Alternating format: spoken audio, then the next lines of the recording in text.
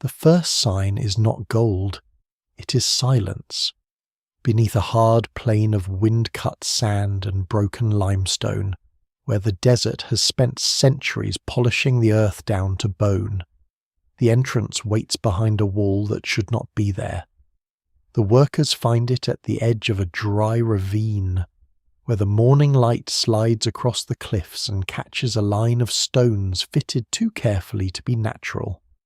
At first it looks like another sealed storage niche, another collapsed chamber, another dead end in a landscape already crowded with the remains of kings, officials, priests, and forgotten servants. Then the dust begins to fall from the cracks. A stale breath moves out of the darkness.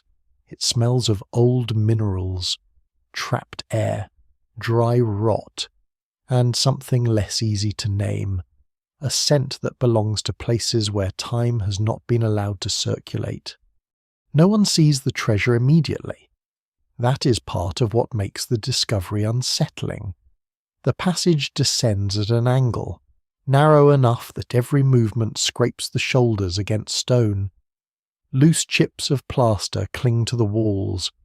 The floor is uneven, covered in flakes fallen from the ceiling.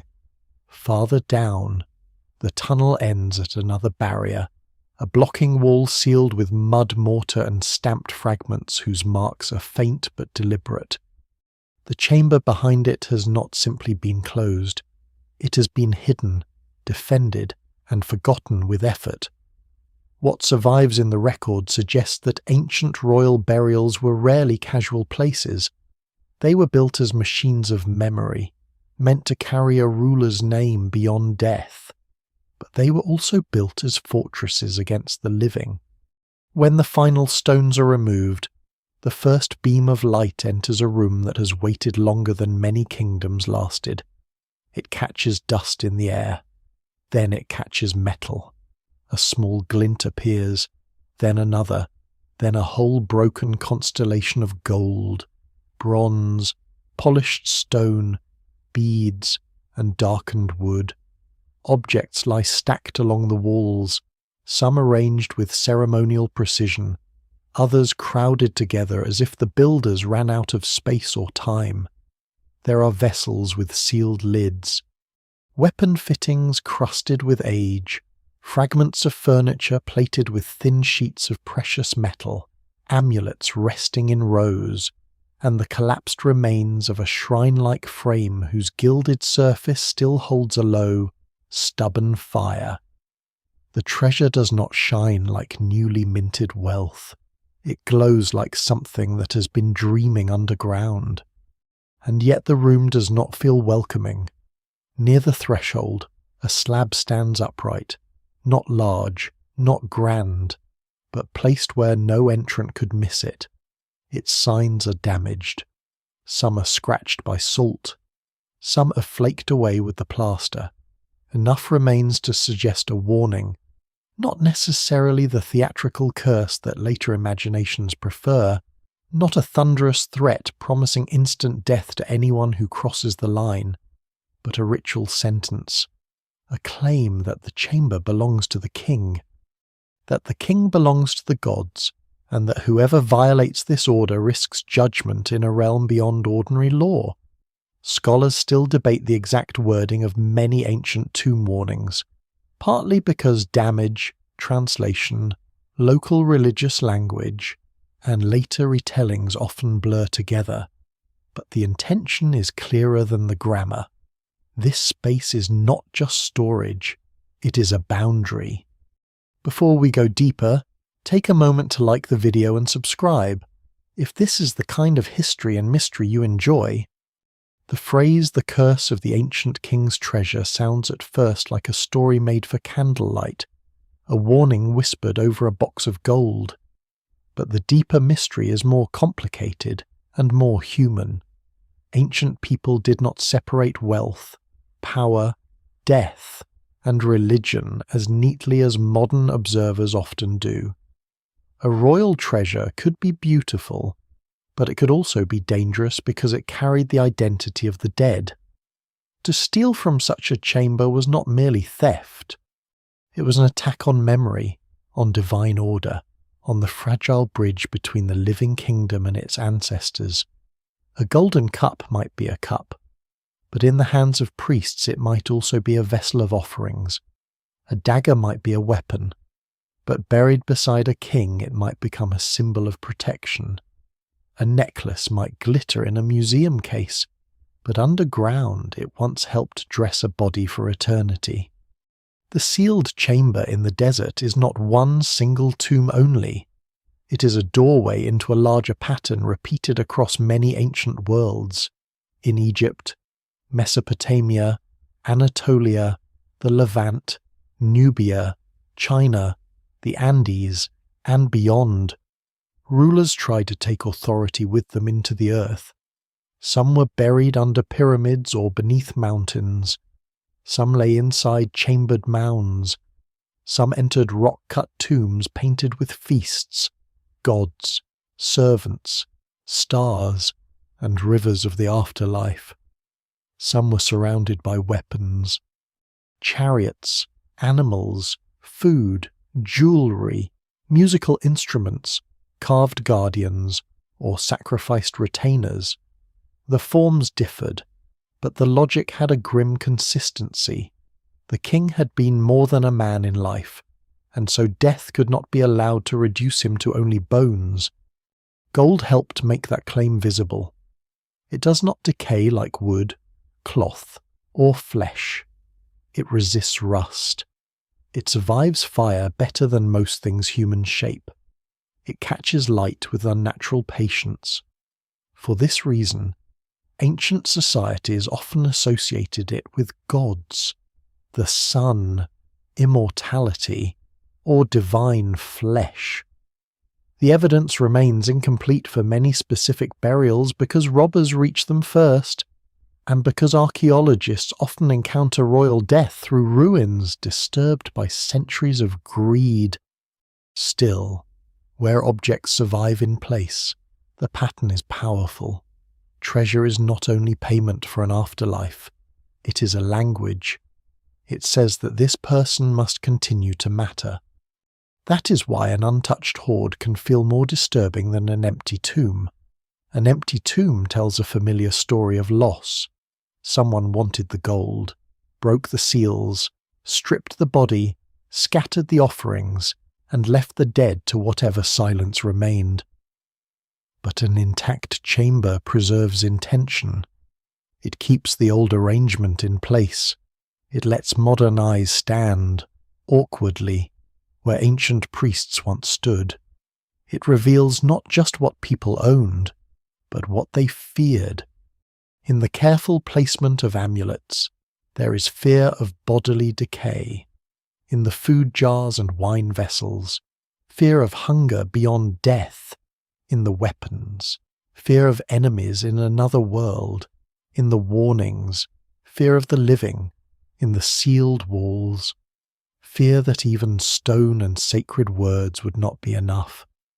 The idea of a curse grows from that fear, but it does not remain ancient. It travels, it changes shape.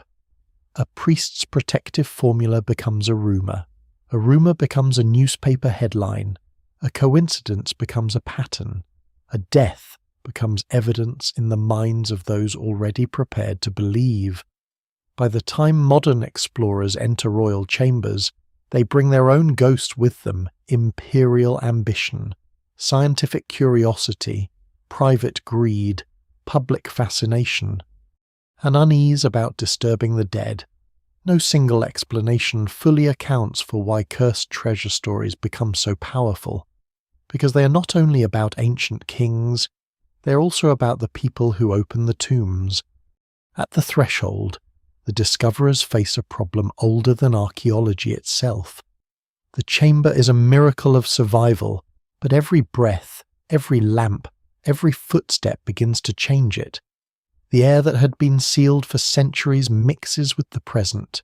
Paint may fade, wood may crack, cloth may crumble. A bead lifted without care may lose the information that gave it meaning. Treasure tempts the eye, but context is the true prize. where an object lies, what it touches, how it faces, what rests above or beneath it. All these details can speak. Remove the gold too quickly, and the tomb becomes poorer even if the museum becomes richer. This is where the curse begins to turn. It is not yet a supernatural force. It is a warning about appetite. The ancient king's treasure attracts everyone, priests who hope to protect it, robbers who hope to melt it down, rulers who hope to inherit its power, collectors who hope to own it, empires that hope to display it, and audiences who hope to feel the chill of danger without standing in the dust themselves. Each generation takes something from the chamber, even when it claims to preserve it. Some take metal, some take stories, some take authority, some take the dead king's name and use it for their own age. The sealed desert chamber holds still as light spreads across its floor. Gold faces emerge from the shadows. Stone eyes stare without seeing. The warning slab remains at the entrance, small beside the wealth behind it, but strangely more commanding than the treasure itself. It suggests that the ancient builders understood something uncomfortable. Riches invite intrusion. Power invites envy. Memory invites violation. A king could command armies, raise monuments. Order mines worked and temples filled, but he could not control the hands of the future, so he left behind barriers, rituals, symbols, and threats, hoping that fear might succeed where stone would eventually fail. The curse, then, begins not with a scream, but with a choice. A wall is opened, a boundary is crossed. The dead are brought back into the business of the living. From that moment, the treasure is no longer only ancient wealth. It becomes evidence, temptation, accusation, and myth. It becomes a mirror held up to everyone who enters the chamber, asking what they came for, what they believe they have the right to take, and whether any treasure buried with a king can ever truly be harmless once it returns to the light. A kingdom built on gold is rarely built on gold alone. Beneath the shine lies a harder structure of roads, taxes, mines, soldiers, river traffic, scribes, workshops, and people whose names seldom reach the monuments. The ancient king's treasure begins long before it is lowered into a tomb. It begins in the mountains where stone is split under a merciless sun, in river ports where merchants weigh metal against grain, in temple courtyards where priests record offerings, and in royal storehouses where officials count wealth as carefully as they count obedience. By the time a golden vessel rests beside a dead ruler, it has already passed through a chain of hands, each one tied to the larger machinery of the state. The kingdom at the heart of this story stands where landscape and ambition meet. Its capital rises near a river that makes life possible in a dry country, or beside caravan roads where desert traders bring resin, ivory, lapis-coloured stones, incense, copper, and stories from places beyond the horizon. Its fields depend on seasonal water, its temples on surplus grain, and its court on the careful transformation of natural resources into sacred display. The king's palace does not exist apart from this world. It sits at the centre of it like a weight pulling everything inward. Gold arrives there not because it is easy to find, but because power has learned how to gather what distance scatters. In many ancient societies, gold is less common in everyday exchange than modern imagination assumes. It is not always the coin of ordinary markets. Often it belongs to elites, temples, and diplomatic systems. Copper, silver, grain, textiles, livestock, labour, and land may carry more practical importance in daily life, while gold is reserved for moments when rulers need permanence, brilliance, and awe. That is one of the reasons royal treasure can look almost unreal when it is discovered. It is not a snapshot of common life. It is the kingdom's most concentrated self-portrait, the version of itself it wants the gods and the future to see. What survives in the record suggests that the extraction of precious metal was usually difficult, organized, and costly. Ancient miners followed veins through desert hills, riverbeds, and mountain zones, sometimes working in narrow shafts where air was poor and stone dust gathered in the lungs. In Egypt's eastern desert and Nubian gold regions, for example, mining and processing required expeditions, guards, water supplies, stone tools, grinding equipment, and administrative oversight. Elsewhere, rivers yielded flakes and nuggets through washing and panning, while deeper deposits demanded harder labour. The glitter that later rests on a royal mask or cup begins as stubborn ore, crushed rock, mud, sweat, and repeated failure. This is one of the lesser-known truths behind ancient treasure gold's beauty hides an industrial landscape. It hides camps where workers sleep beside tailings, roads marked by animal dung and broken pottery, and small shrines built by people who know that wealth taken from the earth can also take lives. It hides the logistics of food and water. It hides the authority required to send labourers far from fields and homes. It hides scribes keeping accounts of tools, rations, output, and losses. The evidence remains incomplete, especially for the lives of ordinary workers, because officials record production more readily than suffering. Still, archaeology often finds traces of the system around the metal grinding stones, furnaces, slag, crucibles, settlement debris, and the worn paths of repeated movement. Gold also travels through diplomacy. Kings send gifts to kings, not always because they are generous, but because the exchange of rare objects confirms rank. A ruler who gives gold announces abundance. A ruler who receives it becomes part of a network of obligation. In the late Bronze Age Eastern Mediterranean and Near East, royal correspondence shows how precious metals, luxury goods, marriages, and alliances could bind courts across long distances. The exact details differ from place to place, but the pattern is familiar. Treasure is politics in a form that can be held: a carved bowl, a gold-inlaid weapon, a necklace of imported stones, or a ceremonial vessel may say what armies do not this ruler has reach, partners, craftsmen, and divine favour. Inside the capital, that message becomes visible every day. The temples rise with painted walls and polished thresholds.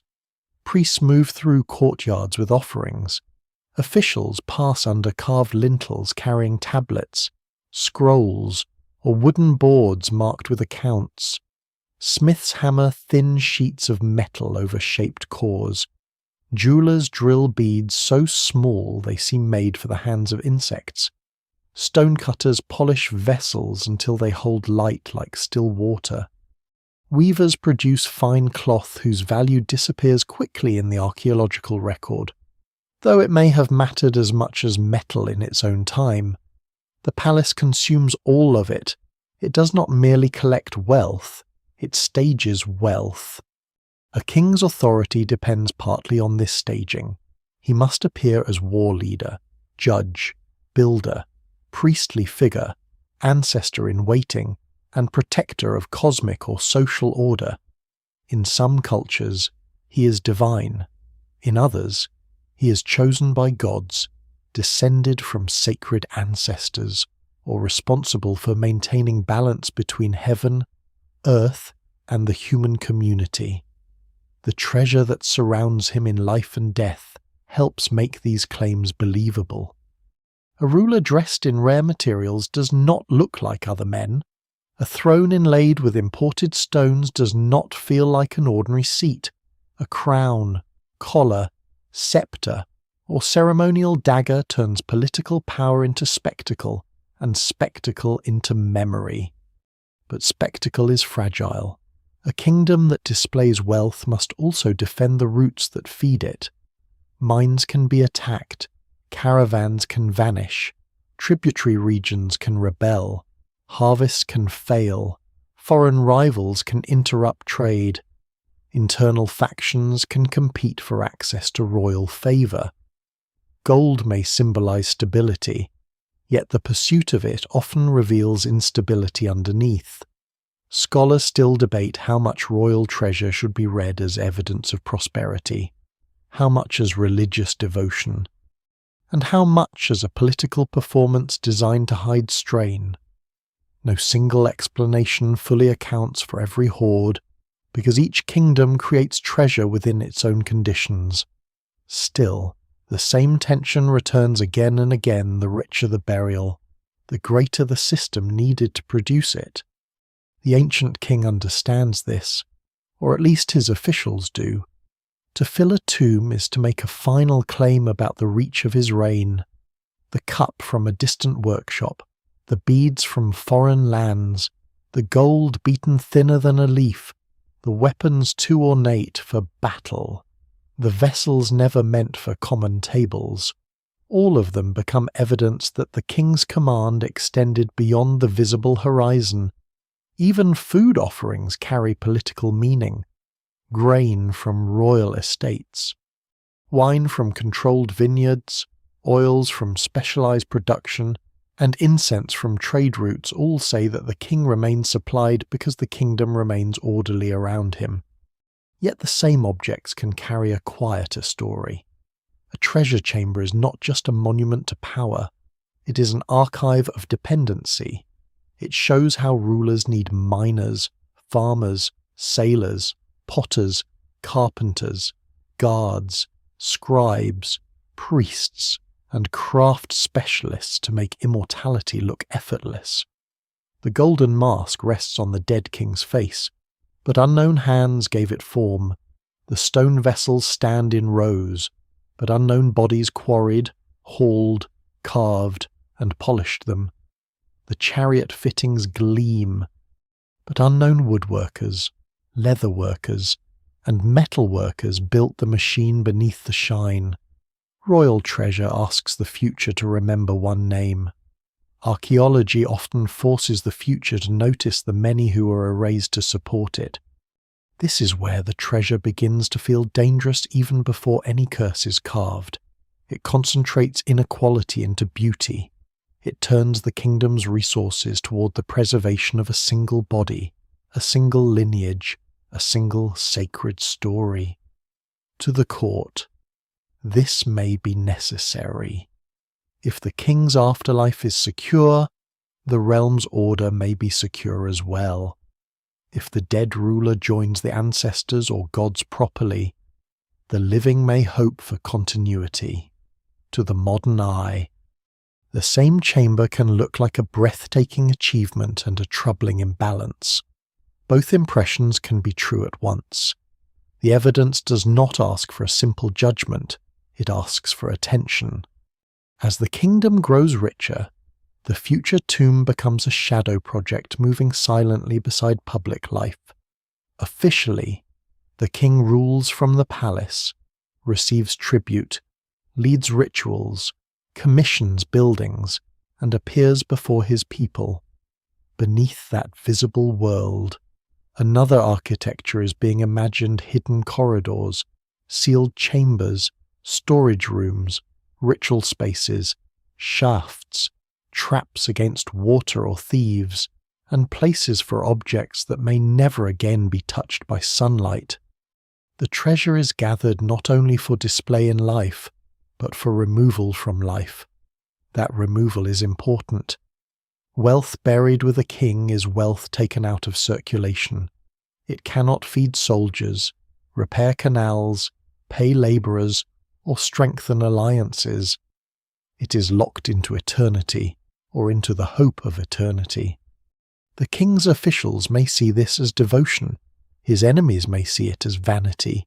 His people may see it as both sacred duty and heavy burden. The truth lies somewhere in the dust between these positions. Ancient societies often lived close to uncertainty. Flood, drought, epidemic, invasion, crop failure, childbirth, famine, and political violence. In such a world, rituals around death were not decorative extras. They were ways of imposing order on the most disorderly fact of life. A royal burial magnified that need. If an ordinary person's death could disturb a household, a king's death could disturb a kingdom. So the treasure grows. It grows through taxes paid in grain and labour. It grows through mining expeditions and diplomatic gifts. It grows through workshops where apprentices learn the patience of tiny patterns and master craftsmen turn raw material into sacred authority. It grows because the king cannot die like other men. It grows because the court cannot admit that even kings become helpless under linen, resin, stone, or earth, and with every object added to the future chamber. Another layer of meaning settles over the metal. Gold becomes memory. Memory becomes power. Power becomes a thing that must be guarded. By the time the sealed desert chamber is filled, the curse has already taken shape in social form. It is the pressure of all that wealth, all that labour, all that belief, all that fear of disorder, compressed into a hidden room. The warning at the entrance is only the last sentence in a much longer text written by the kingdom itself. Long before anyone breaks the seal, the treasure has bound together the living and the dead, the ruler and the worker, the temple and the mine, the palace and the desert road. To disturb it is to disturb not merely a collection of precious objects, but the entire world that made those objects sacred. The king begins preparing for death long before death is close enough to be seen. This is not because he is weak, or because his court expects him to vanish soon, but because kingship in the ancient world often lives under the pressure of time. Every monument is an answer to decay. Every carved name is an argument against forgetting. Every temple wall, statue, seal, offering table, and royal tomb speaks to the same anxiety a ruler may command the living. But he cannot command memory unless he builds a structure strong enough to hold it after his body's gone. In life, the king is surrounded by ceremony. He moves through spaces designed to make him seem larger than ordinary human presence. Courtiers lower their eyes, officials measure their words, priests fold his name into ritual, artists show him calm, youthful, victorious, and impossibly steady, even if his body ages behind the palace walls. The public image of kingship allows little room for frailty. A king must appear as the point around which the world remains balanced. The one who receives the god's favour, defeats enemies, nourishes temples and keeps fields, borders, and ancestors in their proper places. Yet beneath that image is the same fragile human fact that waits for everyone. Breath stops, skin dries, bones outlast the voice. A palace can fall silent in a single night. What survives in the record suggests that many ancient rulers feared not only death itself, but the second death of being erased. Names mattered, images mattered, offerings mattered. A king whose name was repeated could continue in social and sacred memory. A king whose monuments were smashed, whose inscriptions were replaced, whose tomb was robbed, or whose cult was neglected could suffer a more complete defeat than losing a battle. This is why royal enemies sometimes attacked statues and names. They are not only damaging art, they were trying to wound presence after death. In worlds where memory was ritual power, forgetting could be a form of execution. The ancient king at the centre of the treasure knows this danger through the examples around him. He has seen older rulers honoured in temples, their names still spoken with incense and food offerings. He has also seen neglected monuments half buried in sand, faces chipped away, titles fading into stone too worn to command respect. Perhaps he has walked past the damaged work of a predecessor whose reign ended badly. Perhaps he's ordered such damage himself. Power teaches a ruthless lesson. What can be done to others can one day be done in return. No royal hand chisels out another man's name without understanding, somewhere in the mind. That stone is not as permanent as kings pretend. So the tomb is not merely a resting place. It is a strategy, its hidden location, its sealed walls, its religious formulas, its treasure, and its architecture all serve a larger purpose to keep the king from becoming ordinary. Ordinary death leaves a body to family, memory to descendants, and possessions to the living. Royal death must do something more. It must transform a ruler into an ancestor, a divine companion, a protected spirit, or a continuing force within the order of the kingdom. The exact belief depends on the culture, and scholars still debate the details of many ancient afterlife systems, especially where texts are fragmentary or where rituals changed across centuries. But the broad impulse is clear. The king's death must not be allowed to look like an ending.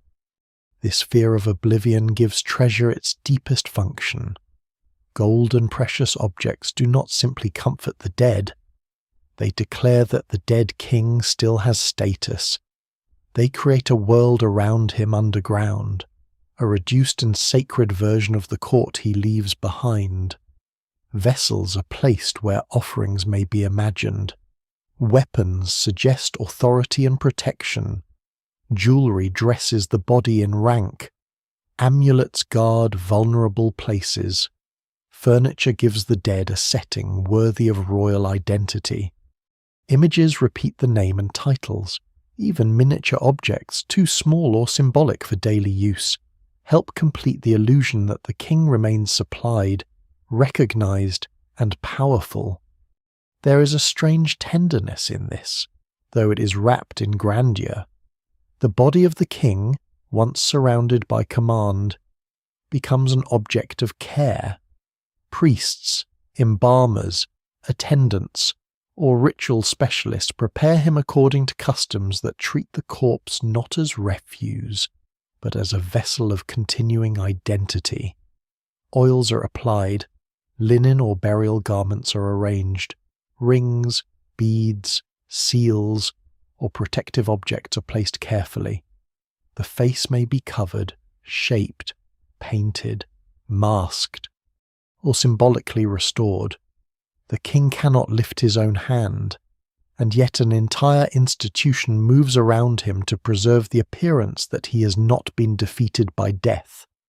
The irony is severe and almost quiet. The man who once commanded others now depends absolutely on them. The court also depends on him.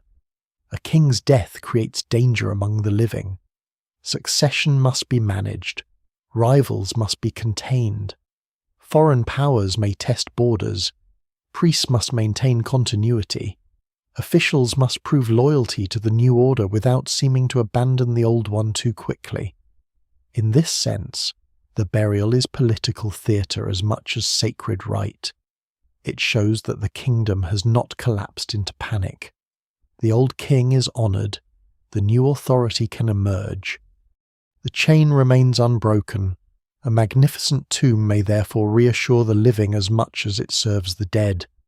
It tells the court that the system is still capable of organising labour, wealth, belief, and obedience at the very moment when leadership changes hands. Yet there is always anxiety beneath the ceremony. No tomb is invulnerable. The builders know this because old tombs have already been violated. They know that workers can talk, guards can be bribed, maps can be remembered, and famine can turn reverence into hunger. They know that gold buried in secret becomes a magnet for imagination. The king's fear of oblivion is joined by a more practical fear, the fear of being stripped. A body robbed of its ornaments is not only poorer. In the logic of many burial traditions, it may be less protected, less complete, less able to maintain the identity prepared for it. Tomb robbery is therefore both economic crime and spiritual violence. This is why royal burial often produces contradictions. The king wants to be remembered, but the tomb must be hidden. He wants his name to endure, but too visible a monument may invite plunder. He wants treasure to proclaim eternal power, but treasure makes the grave worth violating. He wants priests to maintain offerings, but living institutions weaken, dynasties change, and rituals can fail. No single explanation fully accounts for every royal burial plan. Because builders are always balancing display against secrecy, religious hope against practical risk, the grander the treasure, the sharper the contradiction becomes. The ancient king's personality is mostly lost behind titles, and that loss itself is part of the mystery. Official art does not easily preserve private fear. It shows the ruler smiting enemies, standing before gods, wearing crowns, receiving tribute, and performing rituals. It rarely shows sleeplessness, illness, doubt, resentment, or the quiet terror of knowing that the body beneath the royal ornaments will one day be still. Yet the tomb reveals what court art conceals. A ruler who prepares an enormous burial is not only confident, he is also anxious.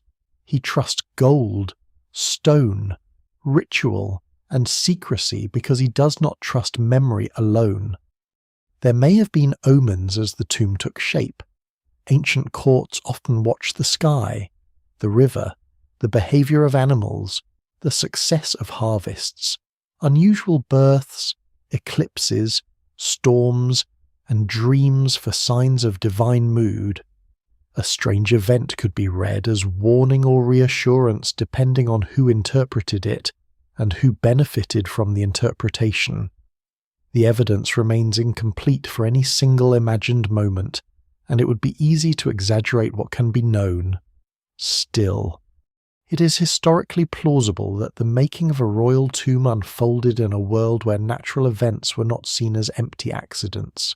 A failed flood, a comet-like light, a disease in the palace, or a cracked statue might acquire meaning. In such an atmosphere, the future chamber becomes not only a project, but a question. Is the king being protected from death, or is death already pulling the kingdom toward him? The king's fear of oblivion may also be tied to what he has done in life. Treasure can glorify victory, but victory often leaves grief behind. Minds are worked harder after campaigns. Tribute arrives from defeated regions. Captives may become labourers. Temples receive offerings taken from others. A royal hoard can contain beauty gathered through violence that official inscriptions call order. What survives in the record suggests that ancient kings frequently framed conquest as divine duty, punishment of chaos, or restoration of balance. The language is grand, but the human result could be burned towns, displaced families, and bodies left far from home. If a king believes the dead face judgment, or if his priests believe rituals must answer for disorder, then treasure may serve as both boast and shield. This possibility should not be turned into simple guilt imagined across the centuries. Ancient moral worlds were not identical to modern ones, and scholars still debate how rulers and subjects understood justice, violence, obligation, and divine favour. But royal burials often reveal a desire to control the story after death. The king is not buried as a frightened man, he is buried as rightful ruler. The objects around him insist on legitimacy. They leave little room for the voices of enemies. Workers, or those taxed to support his eternity, The tomb is a final official statement, sealed in darkness. That is why the sealed chamber feels so charged when opened again. It holds the king's attempt to defeat time, but it also holds time's answer. The body has changed. The materials have aged. The kingdom that built the chamber is gone or transformed beyond recognition. The language on the warning slab may need specialists to read it. The gods invoked there may no longer have temples filled with daily offerings. The court ranks that once seemed permanent may survive only as titles in damaged inscriptions. The king wanted continuity, and instead he became archaeology. Yet he was not entirely wrong. His fear of oblivion produced the very thing that keeps him present. Because the tomb was built, because treasure was gathered, because warnings were carved, because workers sealed the walls and the chamber endured, the king's shadow still reaches the modern world. He is not remembered in the way he intended. He is studied, photographed, debated, conserved, displayed, and transformed into story. His name, if it survives, belongs not only to priests and descendants, but to scholars, tourists, museums, filmmakers, and strangers far beyond the boundaries of his kingdom. The afterlife he received is not the afterlife he planned. The curse grows in this gap between intention and survival. The king tries to bind memory to sacred order. The future breaks that order in order to recover memory. He fears being forgotten, but the act of remembering him requires opening what was meant to stay closed. Every object lifted from the chamber both preserves and violates his design. Every study of the tomb gives him another form of life while confirming that his own world failed to remain intact. The treasure shines because it resisted decay, but the fear beneath it is still visible. It is the fear that all power ends as a room of objects, a body in darkness, and a warning that the living may read too late. The sacred hoard is made in places that do not resemble the silence of the tomb. It begins in heat, noise, dust, and discipline, before the treasure is arranged in the underground chamber, before the king's body is dressed for eternity, before the warning stone is set near the entrance. The objects pass through workshops where human hands translate royal fear into gold, wood, stone, cloth, pigment, resin, and polished bone. The finished treasure will seem almost timeless, as if it emerged from the earth already sacred. But its creation is intensely practical. Fires must be fed, tools must be sharpened, measurements must be checked, mistakes must be corrected or hidden. A royal afterlife depends on people who cannot afford clumsiness. The artisans work under pressure because the objects they make are not ordinary luxury goods. A cup for the palace may impress the living, but a vessel for the tomb must endure ritual meaning. A piece of jewellery worn at court may flatter rank, but a necklace placed on the dead king's chest may be expected to protect, identify, and transform him. The craftsmen are not merely decorating death. They are building a portable universe around a corpse that must not be allowed to become only a corpse. What survives in the record suggests that ancient funerary goods often combined technical skill with symbolic precision, though the exact beliefs attached to each object can remain uncertain when texts are damaged or missing.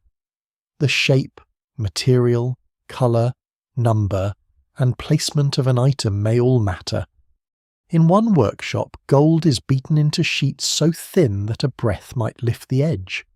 The metal is soft, stubborn, and strangely alive under the hammer. It spreads without breaking when handled by skilled hands, turning from nugget or ingot into skin for wood, plaster, or carved forms. A worker may use stone anvils, bronze tools, burnishers, punches, and fine chisels to create patterns that catch light in tiny repeated movements. Each strike must be controlled. Too hard, and the surface tears. Too weak, and the design disappears. The beauty later seen in a museum case depends on countless small decisions made by people whose names were not meant to survive. Nearby, another artisan drills beads from carnelian, faience, shell, gold, lapis-like stone, or imported minerals whose very distance gives them value. The holes must align. The polish must be smooth enough not to cut the cord. Colours are arranged in sequences that may imitate plants, stars, water, blood, sunlight, fertility, protection, or divine presence, depending on the culture and the intended use. Scholars still debate the meanings of many colour patterns, because not every ancient symbol can be translated with confidence, yet the care is unmistakable. A bracelet or collar is not a random display of wealth. It is a controlled field of signs.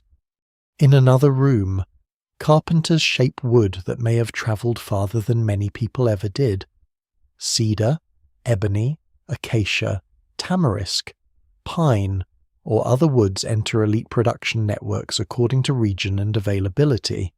Some local woods are practical and familiar. Some imported woods carry prestige because they come from mountain forests, coastal trade, or foreign tribute. Wood is vulnerable in the archaeological record, often disappearing where metal and stone remain.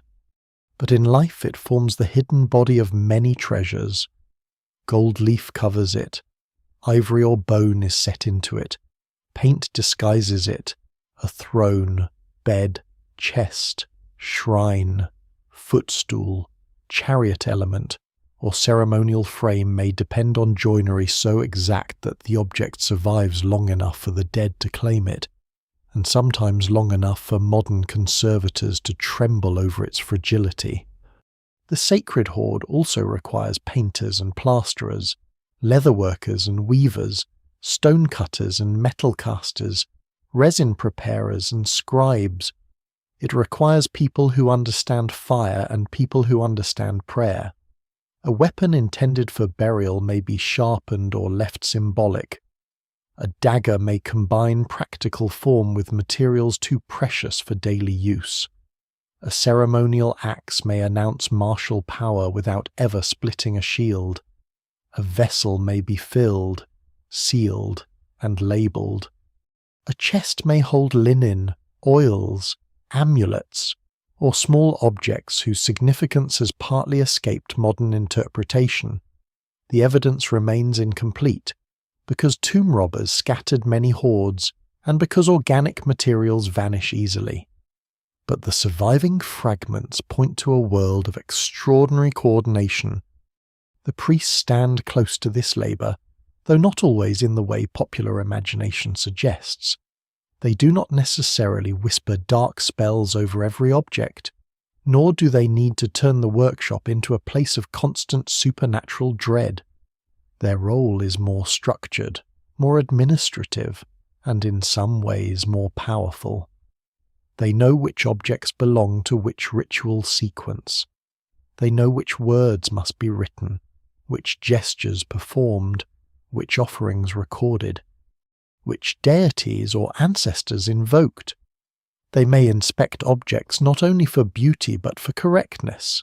An amulet placed incorrectly may fail in meaning, even if it succeeds as craftsmanship. A formula written carelessly may weaken the protection it is supposed to create. In a world where order is sacred, precision is a form of devotion. This mixture of craft and ritual makes the hoard dangerous in a way that simple wealth is not. A gold bowl stolen from a palace can be melted, sold, or hidden. A funerary vessel stolen from a royal tomb carries a different burden. It has been assigned to the king's afterlife. It has crossed from economy into sacred obligation.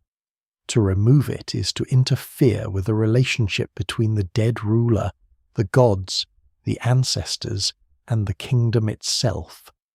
Whether every thief believed this is another matter, Hunger and greed often have a practical theology of their own, but the people who made the objects likely understood that they were preparing things not meant to return to ordinary use.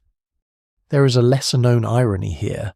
Some items buried with kings may have been made especially for the tomb and never used in life, while others may have been heirlooms, diplomatic gifts, ceremonial regalia, or objects associated with earlier rulers. This means a treasure chamber can contain several layers of time. A vessel may be older than the king, a jewel may have been recut, a weapon may have passed through hands before being assigned to eternity, a chest may have been repurposed. No single explanation fully accounts for every object in a royal hoard, because burials are often assemblages, not simple inventories. They combine memory, politics, convenience, devotion, inheritance, and last-minute decisions made under pressure. That pressure increases if the king dies unexpectedly. A long-planned burial allows the court to prepare with controlled grandeur. A sudden death can turn preparation into crisis. Workshops may work late into the night. Objects may be borrowed from temples or palace stores. Older goods may be adapted. Priests may compress rituals that ideally unfold over longer periods. Officials may argue over what must be included and what can be omitted. The tomb may not be finished. The burial chamber may receive goods in a crowded arrangement, not because ancient people lacked order, but because death arrived faster than architecture. Some famous ancient burials show signs of haste, reuse, or adaptation, and scholars still debate how far such evidence should be taken in individual cases. But the possibility matters. Even royal eternity may be assembled under imperfect conditions. The human cost remains mostly offstage in royal art. The king appears eternal, the workers appear, if at all, as types rather than individuals. Yet the making of the hoard depends on bodies trained by repetition. A goldsmith may have damaged eyesight from close work in poor light. A miner may carry scars from stone and heat. A porter may spend his strength moving materials he will never own. A young apprentice may learn by polishing objects whose purpose he only partly understands. A scribe may record deliveries with neat authority, while knowing that a missing measure of gold can lead to punishment. What survives in the record suggests organized labor systems could range from skilled compensated work to compulsory service, depending on place, period, and status. The treasure's beauty does not reveal the exact conditions of every hand that made it, but it does remind us that sacred objects are never made by sacred ideas alone. Sometimes the materials themselves carry violence. Gold may come from regions brought under royal control by force. Exotic stones may arrive through trade routes protected by soldiers. Ivory, hides, feathers, shells, and resins may come from ecological worlds far beyond the capital, each with its own labour and danger. The hoard compresses geography. A necklace can hold the desert, the river, the mountain, the coast, and the conquered border in a single curve around the dead king's throat. To the court, this is proof of universal reach. To a modern observer, it is also evidence of extraction. The same object can be breathtaking and unsettling because it records both artistry and domination. The workshop atmosphere is therefore not simple admiration. There is pride, certainly.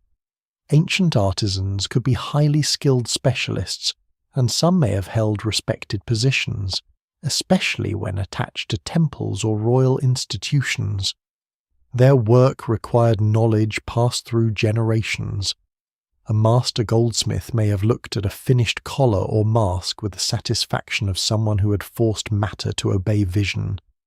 A stone vessel polished to a soft glow is not only royal propaganda, it is a triumph of patience. The evidence remains incomplete for personal feelings, but the objects themselves preserve expertise. They show hands that knew exactly what they were doing. Still, pride exists beside danger. Royal work can bring favour, food, protection, and status, but it can also bring scrutiny. Materials are expensive, deadlines are sacred. Access to tomb plans and burial goods may place workers under surveillance. Later legends sometimes claim that tomb builders were killed to preserve secrets, but such claims are often unsupported or exaggerated, and they should not be treated as a general rule. More plausible is a system of control through administration, secrecy, loyalty, and restricted access. Workers may know only parts of the project. Guards may watch storage rooms. Scribes may track each object. The king's treasure is too valuable, spiritually and materially, to be left to trust alone. As the hoard nears completion, the objects begin to leave the world of making. They are cleaned, inspected, wrapped, labelled, blessed, counted, and stored. Their practical identities fade. A chair is no longer merely furniture. A jar is no longer merely a container. A blade is no longer merely metal fitted to a handle. Each item is drawn into the king's death. The workshops quiet one by one, but their labour gathers underground, waiting for the final ceremony that will make the treasure invisible. This is the strange destiny of the finest things the kingdom can produce to be hidden from human eyes. The curse, in this stage, is still not a ghostly punishment. It is the weight placed upon objects by intention. The artisans make beauty, but they also make temptation. The priests make protection, but they also mark the chamber as forbidden. The officials gather wealth, but they also remove it from the living world. The king seeks immortality, but he requires the labour of the mortal. Every polished surface carries a contradiction. It asks to be seen, yet it is made for darkness. It proclaims power, yet it will lie beside helpless remains. It promises permanence, yet it depends on fragile materials, fallible seals, and future restraint. When the last pieces are ready, the hoard waits like a second body for the king. The treasure has hands in it, minds in it, roads in it, fear in it, and prayer in it. It has passed through the kingdom's visible world and has been transformed into something meant to survive beyond that world. Soon it will descend beneath stone. Soon the living will stand at the edge of the chamber and surrender their finest work to silence. And once the wall closes, the objects will begin their longest task. Not to serve the living king, not to impress the court, but to guard a dead ruler against time, thieves, decay, and the unbearable possibility that even the richest name can vanish. The day of burial belongs to the living as much as to the dead. By the time the king's body reaches the entrance to the hidden place, the kingdom has already entered a state of careful performance. Grief is present, but it is shaped by rule. Fear is present, but it must not be allowed to look like panic. The dead ruler, once the centre of command, now moves through his final public and private passages as a prepared body surrounded by people who understand that every gesture carries meaning. The palace may be hushed, the temples may be crowded with offerings, the roads near the burial ground may be guarded. Beyond the formal spaces, farmers, soldiers, servants, merchants, and families may know only that the king is gone and that the world must somehow continue. The funeral beneath the earth begins long before the chamber is sealed. There are purifications, offerings, processions, and ritual acts meant to move the king from one condition into another. The exact sequence depends on the culture being imagined, and scholars still debate many details where inscriptions are damaged. Later copies conflict, or archaeological remains preserve only the result rather than the movement. Yet across ancient royal funerary traditions, the same general need appears again and again. Death must be organized. The body must be protected. The ruler must be equipped. The passage from life to afterlife, ancestorhood, divine companionship, or sacred memory must not be left to chance. At the edge of the desert, the burial party moves toward a place chosen for separation. The living world thins out here. Fields give way to stone. The river, if there is one, gleams in the distance like a boundary between fertility and silence. Cliffs rise in pale layers. Wind drags sand against the feet. The tomb entrance, hidden or disguised, waits where the builders have prepared it. Guards stand nearby, not only to protect treasure, but to control the final knowledge of the route. Priests carry ritual objects, officials carry lists, workers carry sealed jars, boxes, furniture parts, poles, ropes, lamps, and the 1,000 practical tools required to make eternity appear seamless. The king's body is no longer simply a body. It has been treated, wrapped, dressed, painted, anointed, or otherwise prepared according to the beliefs of his people. In some ancient traditions, preservation of the body matters deeply. In others, the emphasis falls more on cremation, transformation, ancestral placement, grave goods, or the symbolic presence of the ruler rather than long-term physical preservation. The evidence remains incomplete for many societies, especially where climate destroys organic material. But in royal burials where bodies survive, or where funerary images and texts describe care for the dead, it is clear that the corpse is handled as a sacred focus. The king must be made recognizable to powers beyond ordinary sight. There is a strange reversal in this moment. In life, people waited for the king to speak. In death, they speak for him. In life, his commands moved others. In death, others move him. They lift, carry, arrange, bind, and protect.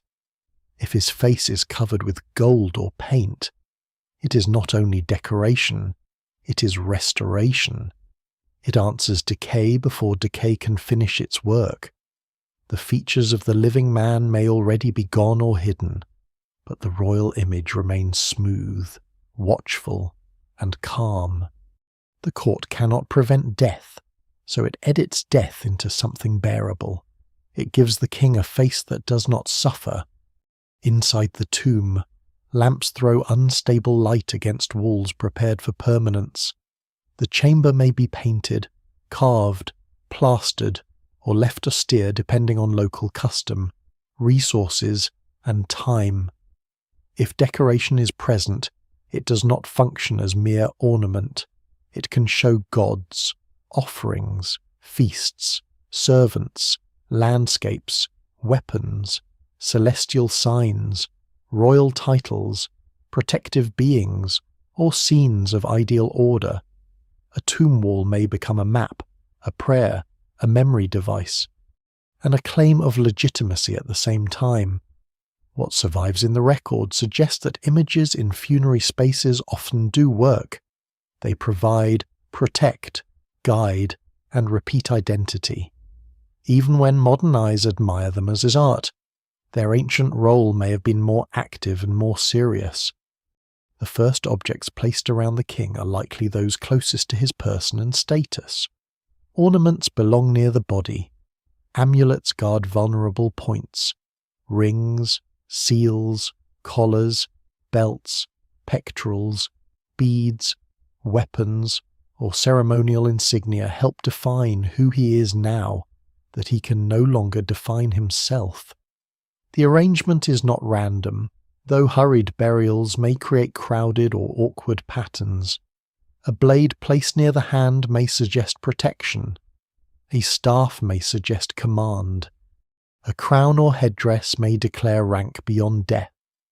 A small object tucked into wrappings may carry meaning now difficult to reconstruct. Scholars still debate the purpose of many such placements. Because a symbol can have several layers, and because some traditions changed across time. But care itself is visible. The dead king is being furnished with identity. Farther from the body, the chamber fills with the kingdom in miniature. Jars of food and drink stand in rows, their contents intended to nourish, symbolize abundance, or fulfill ritual expectation. Chests hold textiles, oils, perfumes, tools, ornaments, documents, gaming pieces, or personal items. Furniture creates the echo of a royal interior. Weapons and chariot parts recall movement, hunting, warfare, or ceremonial display. Musical instruments, if present, may suggest courtly pleasure or ritual sound, though silence is all that remains after sealing. Animal remains or models can represent transport, food, status, companionship, or cosmic meaning. No single explanation fully accounts for every class of object. But together they reveal the same desire: the king must not enter darkness empty-handed. The treasure is carried in stages. Workers move carefully because a single dropped vessel can become a religious and political problem. Officials check lists. Priests supervise placements. Some objects are too heavy for graceful movement. Others are so fragile that hands must slow around them. The chamber becomes crowded with value. Gold catches lamplight and throws it onto faces darkened by smoke. Stone vessels absorb the glow. Painted surfaces appear alive and then vanish as bodies pass before the lamps. The air grows warm. Dust clings to sweat. Outside, the desert remains indifferent. Inside, the kingdom's most concentrated act of memory unfolds in a room that almost no one will see again. The funeral is not only about sending wealth with the king, it is about closing relationships. Offerings may be made to gods, ancestors, or protective powers.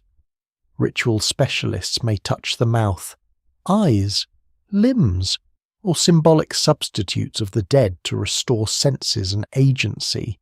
Depending on the tradition, food may be presented before it is stored. Incense may thicken the air. Water or oil may be poured. Words may be recited that define the king's passage and command hostile forces to keep away. Some formulas promise protection, some assert purity, some identify the king with divine or ancestral powers, some threaten those who might disturb him.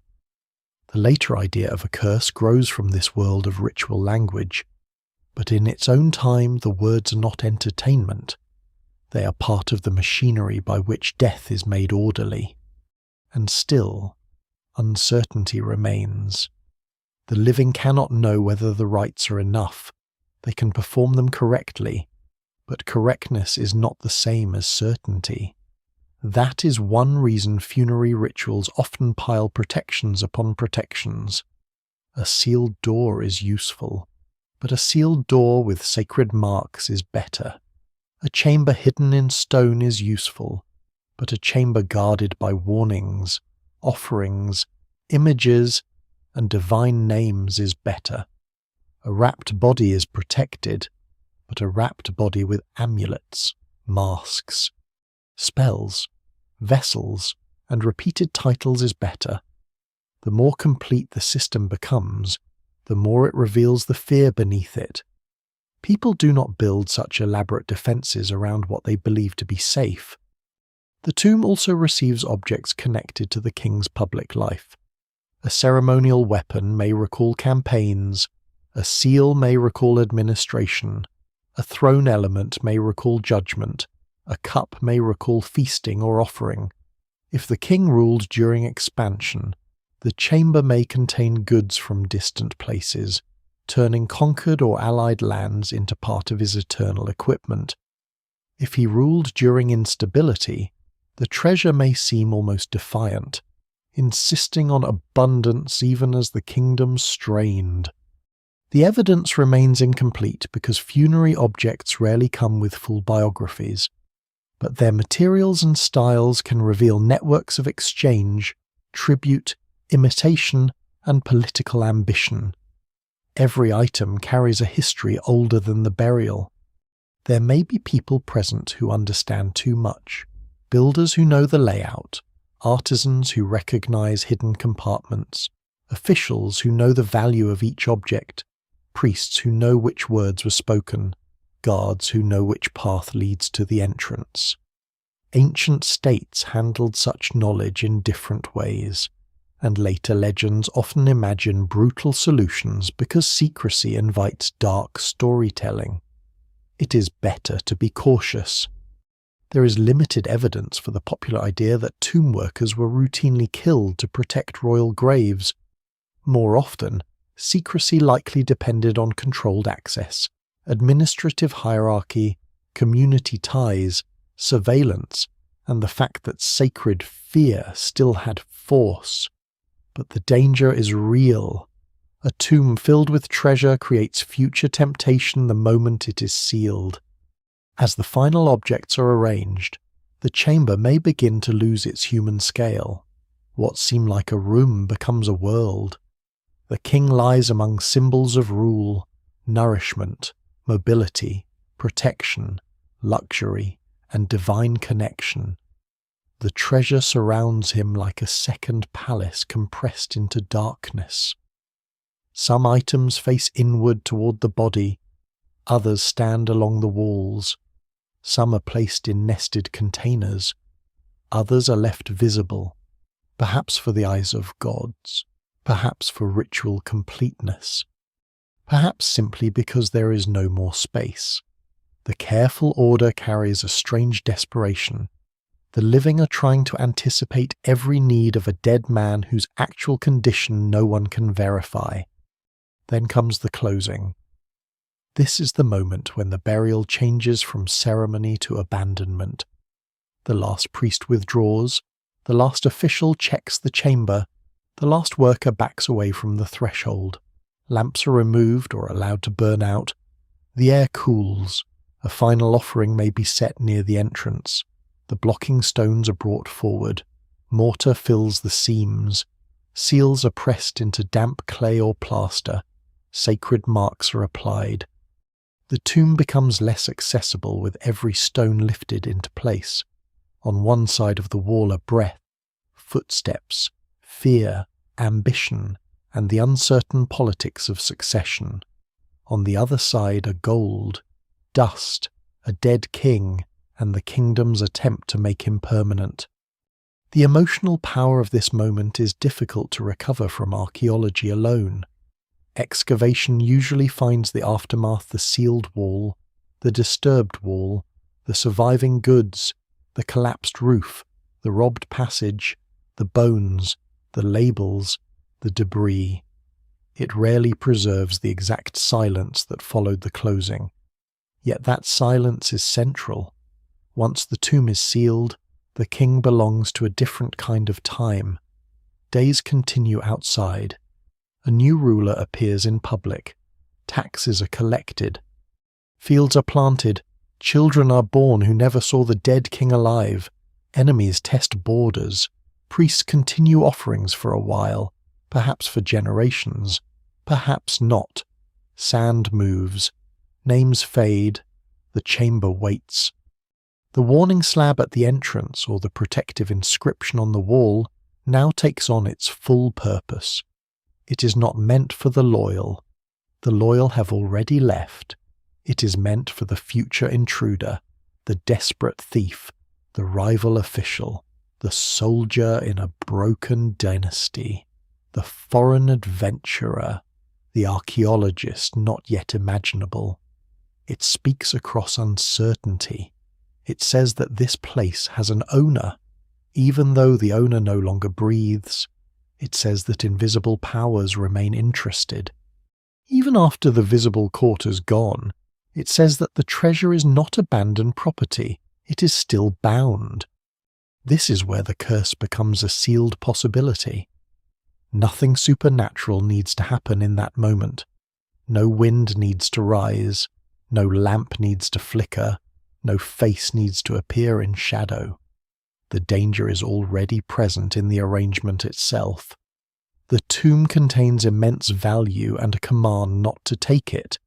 It contains fragile remains and a promise of protection. It contains human labour and royal arrogance, devotion and inequality, beauty and fear. It contains a story that cannot stay safely buried forever, because treasure has a way of calling to the living, even when no voice is heard. For a time, the sealing works. The chamber disappears from ordinary sight. The entrance blends into cliff, sand, mound, brick, or stone. The people who know the location age and die. Records are copied, lost, misread, or destroyed. The kingdom changes its rulers, its borders, perhaps even its gods. The dead king rests beneath layers of forgetting, which may be the most effective guardian of all. Gold does not rot. Stone does not speak unless someone reads it.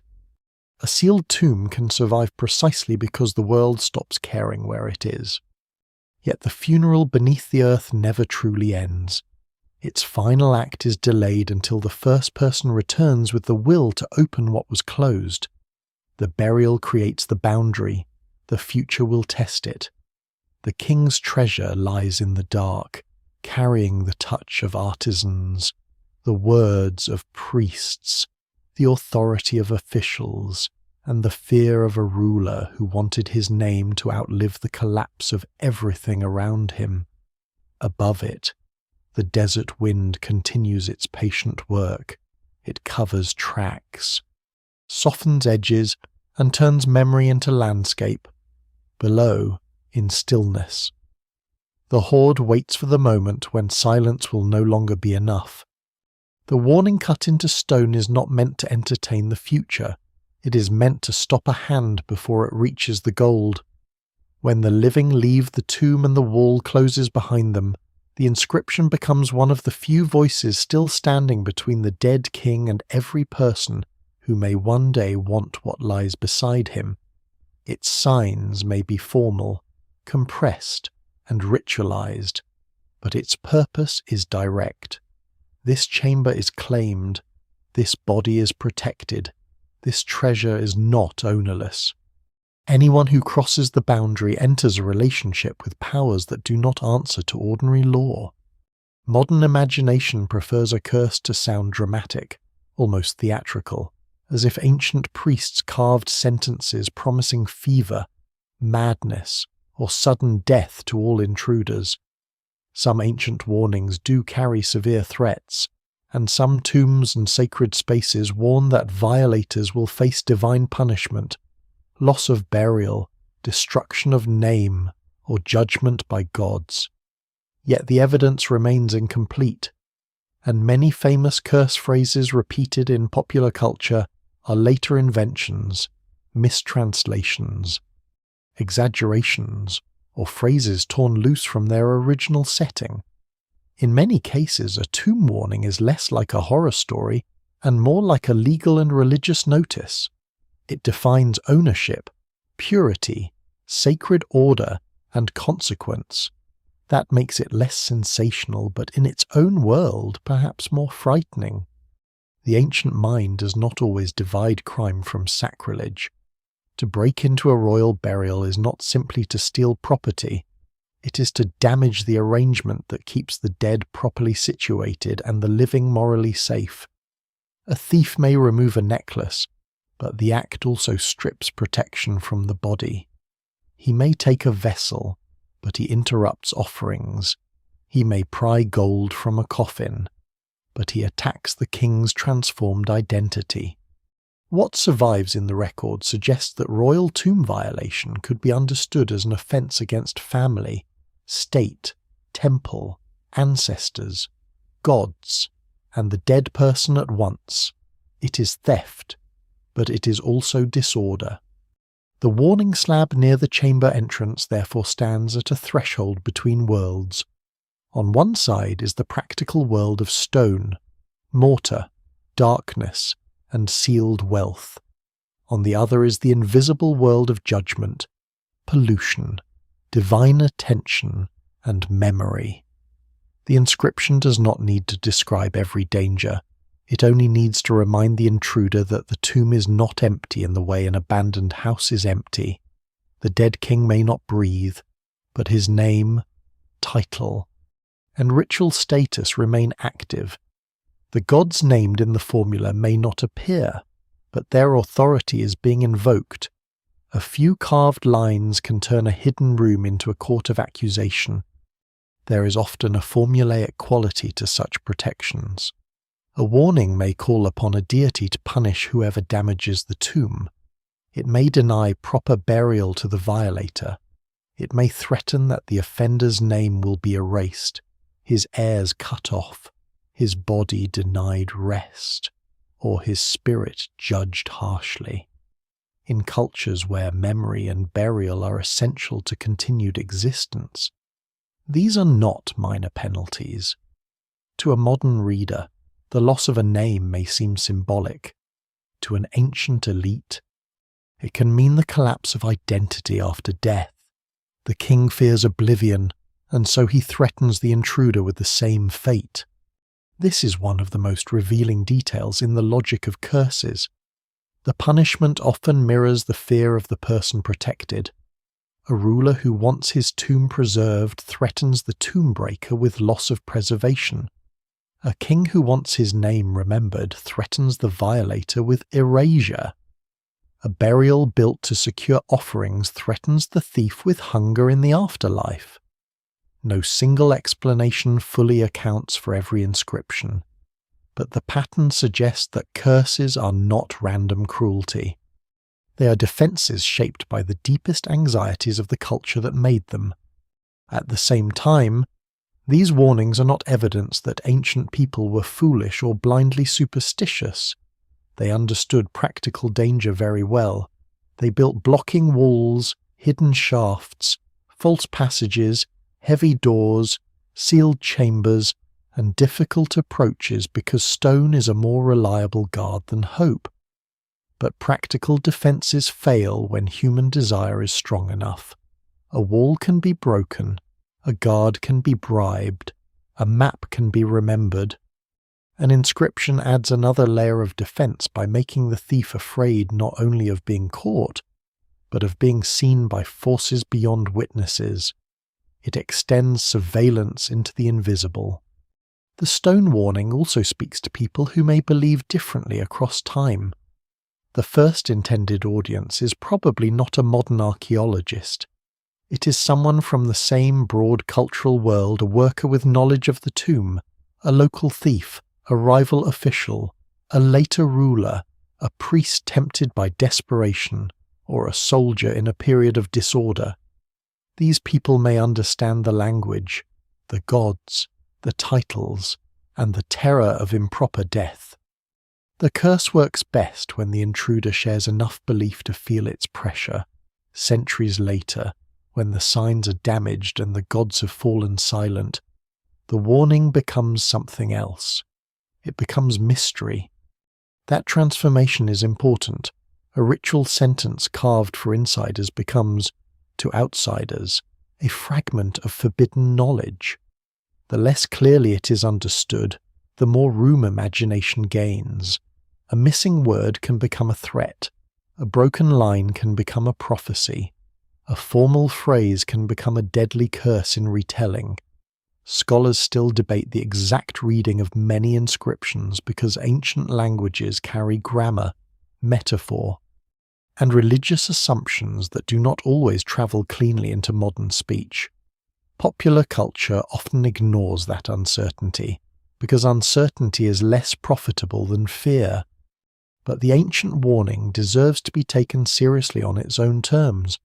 It reveals a society trying to protect the vulnerable dead with every tool available: architecture, secrecy, law, religion, and memory. It reveals that treasure is never just treasure when it enters the tomb. It is assigned a role in a sacred system, and the curse is the boundary marker of that system. The king's gold may attract the eye, but the inscription defines the meaning of looking at it. Admiration is permitted only from the proper side of the seal. Possession belongs to the dead. There is a dry, almost bitter realism in this. The builders know that future hands may come. If they believed the tomb was perfectly safe, no warning would be necessary. The curse is an admission of vulnerability. It says that the dead king still needs protection because the living are not trustworthy. It says that wealth creates danger even when buried in darkness. It says that fear may be the last servant left when priests, guards, and dynasties are gone. So the stone waits. Sand gathers against it. Salt eats at its edges. The carved signs lose their sharpness. The kingdom that made them may collapse, merge, be conquered, or transform into something unrecognizable. Yet the warning continues its work in a strange new way. It no longer protects the tomb only by frightening thieves. It protects the story by making the chamber feel charged. When modern eyes finally see the marks, they sense that the opening of the tomb is not a neutral act. Someone, long dead, expected this violation. Someone tried to speak against it. The curse begins as a command to stay away, but its survival ensures the opposite. It draws attention to the boundary and makes crossing it unforgettable. The first violation does not come with lanterns, notebooks, cameras, or careful brushes. It comes with hunger, opportunity, and the knowledge that stone can be broken if a person is desperate enough. Long before modern explorers enter royal tombs in the name of science, ancient hands have already tested the seals. The dead king's chamber, built to outlast memory, begins to fail in the age that still remembers him, or in the age just after memory becomes weak. The first intruders are not necessarily foreigners or strangers. They may be people from nearby settlements, labourers who once worked on the burial, officials with access to records, guards who know which ravine hides the entrance, or later subjects of the same kingdom living through a harder time. Tomb robbery is often imagined as a single dramatic break-in, but in reality it can unfold in layers. A small tunnel may be cut toward a storage room. A blocking wall may be pierced and then hastily repaired. A coffin may be stripped while heavier objects are left behind. Gold leaf may be torn from wood, leaving the structure broken but not entirely removed. Jars may be opened, not for ritual curiosity, but for food, oil, or as reusable containers. A thief may take what can be carried quickly and leave what requires time, tools, or a buyer. What survives in the record suggests that ancient tombs were frequently disturbed in complicated ways, and the pattern of damage often reveals the priorities of the robbers. They usually know what is valuable, what is portable, and what can be turned into wealth without attracting too much attention.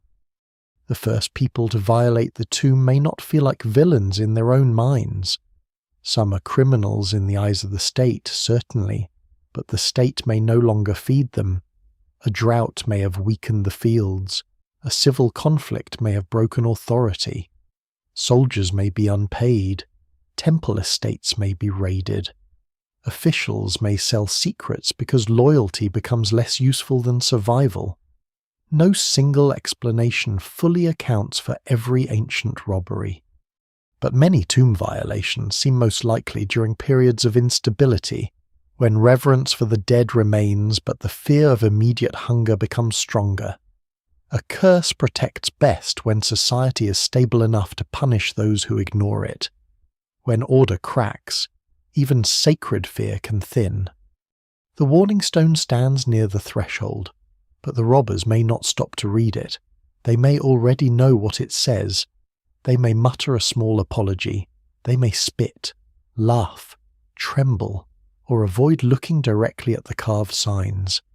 They may believe the curse and rob the tomb anyway, because belief does not always defeat need. This is a detail often missed in simple stories about ancient superstition. A person can fear divine punishment and still act. He can believe the dead are dangerous and still cut through the wall. Human beings are very skilled at bargaining with terror when the reward is immediate. Inside, the chamber changes forever. The first opening brings air, insects, dust, and movement. It brings lamps whose smoke stains ceilings that were meant to remain clean. It brings fingers pressing into linen, knives sliding under gold fittings, feet crushing beads that once had exact placement. The dead king, arranged with such precision, becomes a resource. The objects closest to his body are often the most tempting because they are small and precious. Rings, amulets, collars, masks, gold sheets, and inlaid pieces can be removed faster than large furniture or heavy stone vessels.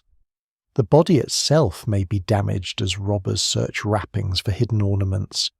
In that moment, the royal image collapses into a brutal practicality.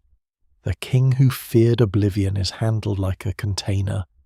Archaeologists sometimes find this violence in the aftermath. A disturbed burial may show broken limbs, scattered bones, torn wrappings, smashed chests, displaced lids, emptied jars, and tunnels cut with rough urgency through carefully built walls. Sometimes robbers leave behind dropped tools, lamp fragments, footprints, or scraps of material too worthless to carry. Sometimes ancient authorities catch them, investigate them, and leave written records of trials, confessions, or punishments. Such documents, where they survive, are among the most vivid evidence that tomb robbery was not only a modern problem projected backward. Ancient people knew the dead were being robbed. They feared it, punished it, and sometimes participated in it. The thieves do not necessarily want history. They want metal. Gold can be melted, and once melted it loses its face. A royal ornament becomes a lump, then a payment, a bribe, a hidden store, or a new object with no visible memory of the tomb. This is one of the most complete forms of erasure. When a statue is broken, fragments may remain. When an inscription is scratched out, traces may survive. But when a gold mask, cup, or necklace is melted, the original work disappears almost entirely. Its artistry, placement, symbolism, and connection to the dead king vanish into anonymous value. The treasure's resistance to decay cannot protect it from desire. Yet not everything is taken. Some objects are too large, too fragile, too difficult to sell, too sacred, or simply overlooked in the chaos. Robbers may be interrupted. A tunnel may collapse. Guards may arrive. Fear may return suddenly in the dark.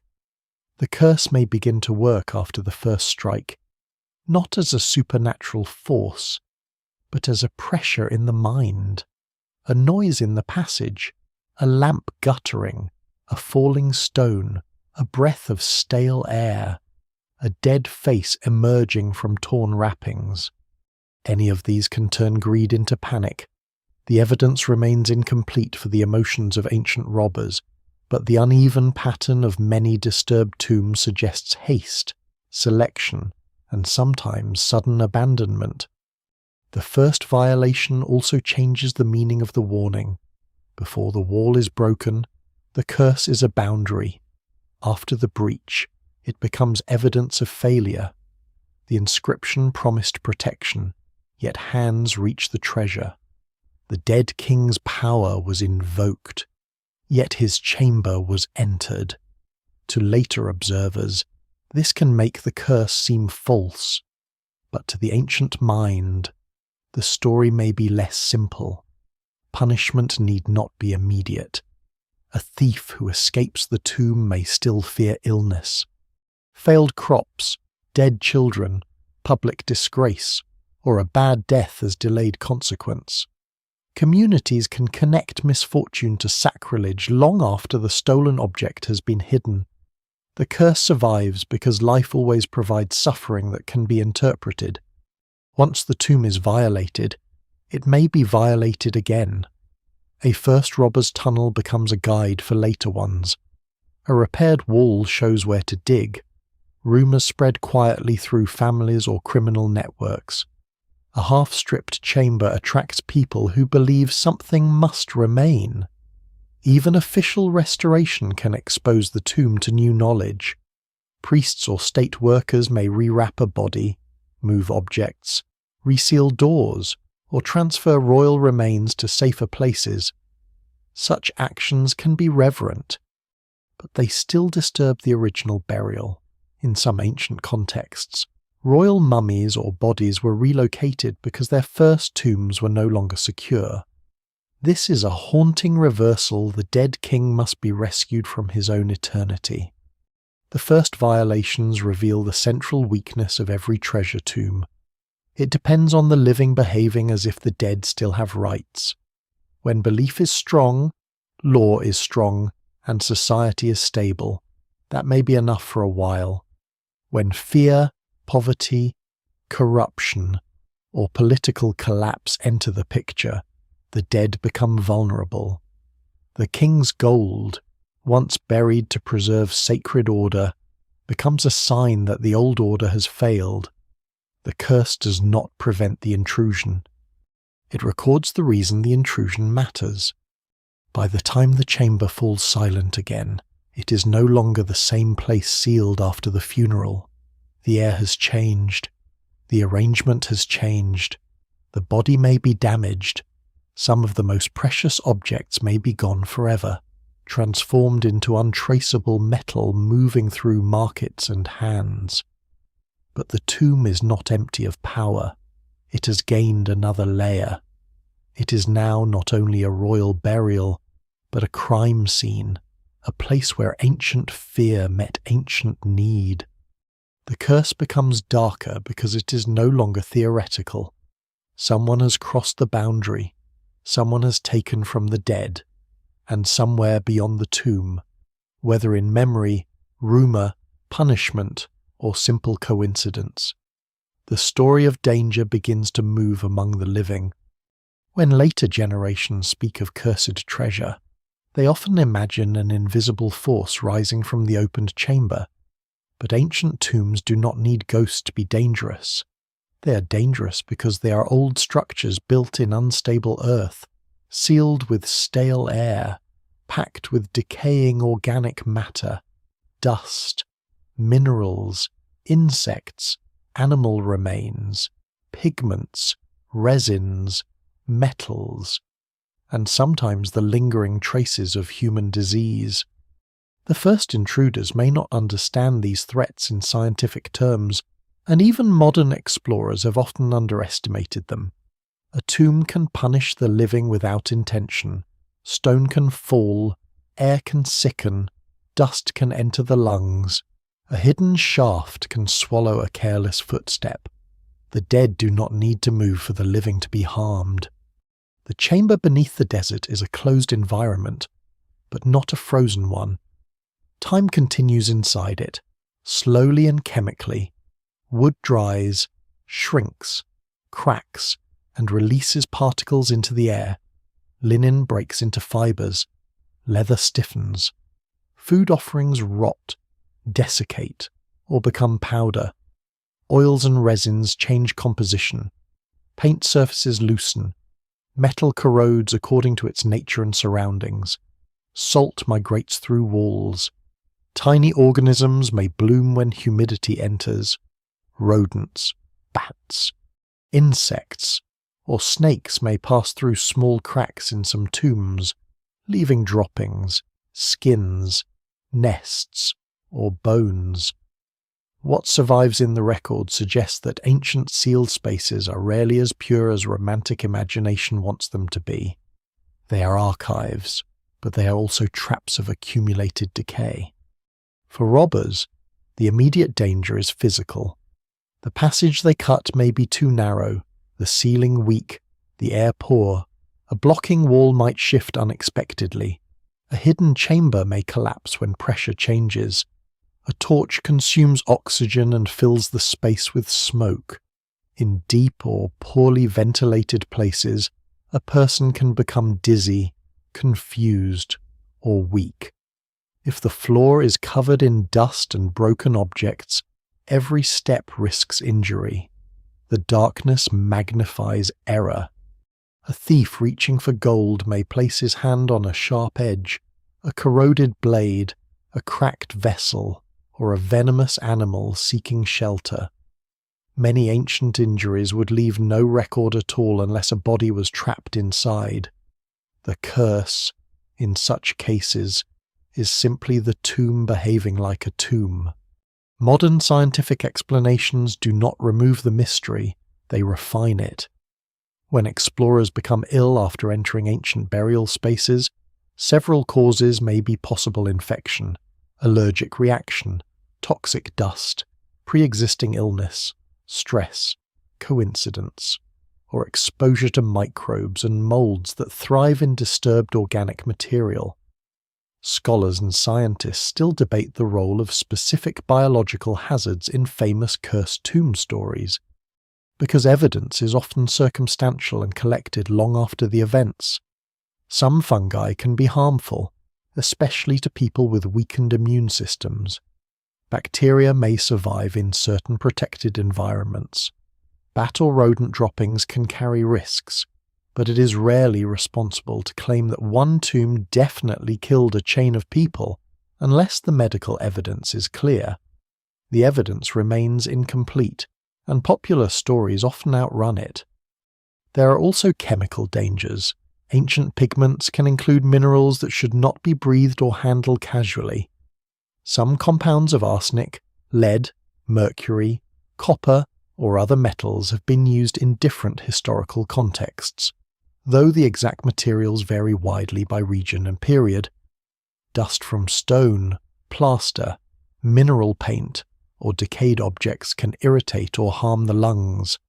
Sealed jars may hold residues of oils, wines, resins, or substances that have changed over centuries. In some tombs and underground sites, naturally occurring gases can accumulate, especially where ventilation is poor. None of this requires a supernatural curse. It requires only a human body entering a place not made for living breath. Yet the idea of disease in the tomb carries its own symbolic weight. The ancient builders worried about impurity, violation, and the danger of crossing boundaries. Modern science describes microbes, toxins, spores, and structural hazards. The languages are different, but both recognize that a tomb is not an ordinary room. It is a threshold where the living body may become vulnerable. The curse legend grows because physical danger and spiritual fear overlap so easily. A man enters a chamber. Days later, he develops fever. Another man injures himself moving a heavy object. A third dies months later of an illness already forming inside him. To a skeptical mind, these are separate events. To a frightened public, they become a pattern. Pattern is the true engine of the curse. Human beings are skilled at connecting dots, especially when death, treasure, and forbidden places are involved. A royal tomb may be opened by dozens of people, most of whom live normal lives afterward. But if a handful suffer illness or accidents, memory selects them. Survivors become less interesting than casualties. Ordinary causes become suspicious. The warning inscription, if one exists, becomes evidence after the fact. No single explanation fully accounts for why some cursed treasure stories grow while others fade. But fear prefers narrative to statistics. It remembers the dead more vividly than the merely unharmed. The bodies inside the tomb add another layer. They are not only remains, they are reminders that the living are trespassing in a place built around mortality. A disturbed corpse can shock even a hardened thief or excavator. A skull emerging from linen, a hand still wearing rings, a jaw loosened by time, hair preserved in dryness, or skin darkened into leather can create the feeling that death is not finished speaking. In the unsteady light of lamps, such sights can be overwhelming. Modern archaeology treats human remains with increasing care and ethical attention, but earlier explorers often handled them roughly, and ancient robbers could be brutal. The curse legend may partly express guilt at the sight of bodies made vulnerable again. There is also the danger of misreading coincidence as justice. If a robber steals from a tomb and later dies in a flood, is that punishment? If an excavator falls ill after weeks of exhaustion, poor food, stress, and exposure, is that a curse? If a wealthy patron dies after a tomb opening, does the treasure demand a life? Or has mortality simply intruded where people were watching closely? The evidence remains incomplete because life does not provide controlled experiments for legends. People die in clusters without supernatural cause. Illness follows travel. Accidents follow dangerous work. But once a curse story begins, every misfortune near the tomb is pulled into its orbit. Still, dismissing the curse too quickly misses something important. The physical dangers of tombs reveal why ancient warnings felt plausible. A person who enters a sealed burial really can emerge changed, sickened, injured, or haunted by memory. The tomb is not cursed in the simple sense, but it is charged with consequences. It contains materials that can harm the body and meanings that can disturb the mind. It holds the dead in a condition that asks for respect, and it punishes carelessness through collapse, contamination, and moral unease. The ancient curse and the modern hazard sign are distant relatives. Both tell the living that crossing the boundary has a cost. In the sealed chamber, dust settles again after every disturbance. A broken jar lies where a foot knocked it aside. A torn wrapping exposes a darkened fragment of bone. Gold that escaped theft glimmers under a film of powder. The air holds the invisible history of decay. If someone later says the tomb killed a man, the truth may be more difficult than belief or disbelief. Perhaps the tomb did not kill him. Perhaps it weakened him. Perhaps it frightened him. Perhaps it merely stood nearby while ordinary death did its work. But the chamber has already become the kind of place where ordinary death no longer feels ordinary. That is enough for the curse to breathe. When the treasure enters the modern world, it does not arrive as a neutral discovery. It arrives carrying older wounds and newer ambitions. By then, the ancient kingdom that buried the king may be long gone, its language broken into fragments, its temples ruined, its borders redrawn by empires that rose and fell in turn. The desert chamber, once sealed to preserve sacred order, becomes part of another system entirely: exploration, collection, imperial competition, museum display, private wealth, scientific curiosity, and public fascination. The gold is still gold, but the meaning around it changes again. It is no longer only funerary equipment, it becomes evidence, trophy, national symbol, commodity, and spectacle. The first modern explorers often come into ancient landscapes with mixed motives. Some are careful observers, deeply interested in the past. Some are adventurers with money behind them. Some are diplomats, soldiers, antiquities dealers, engineers, clergymen, artists, or wealthy travellers seeking prestige.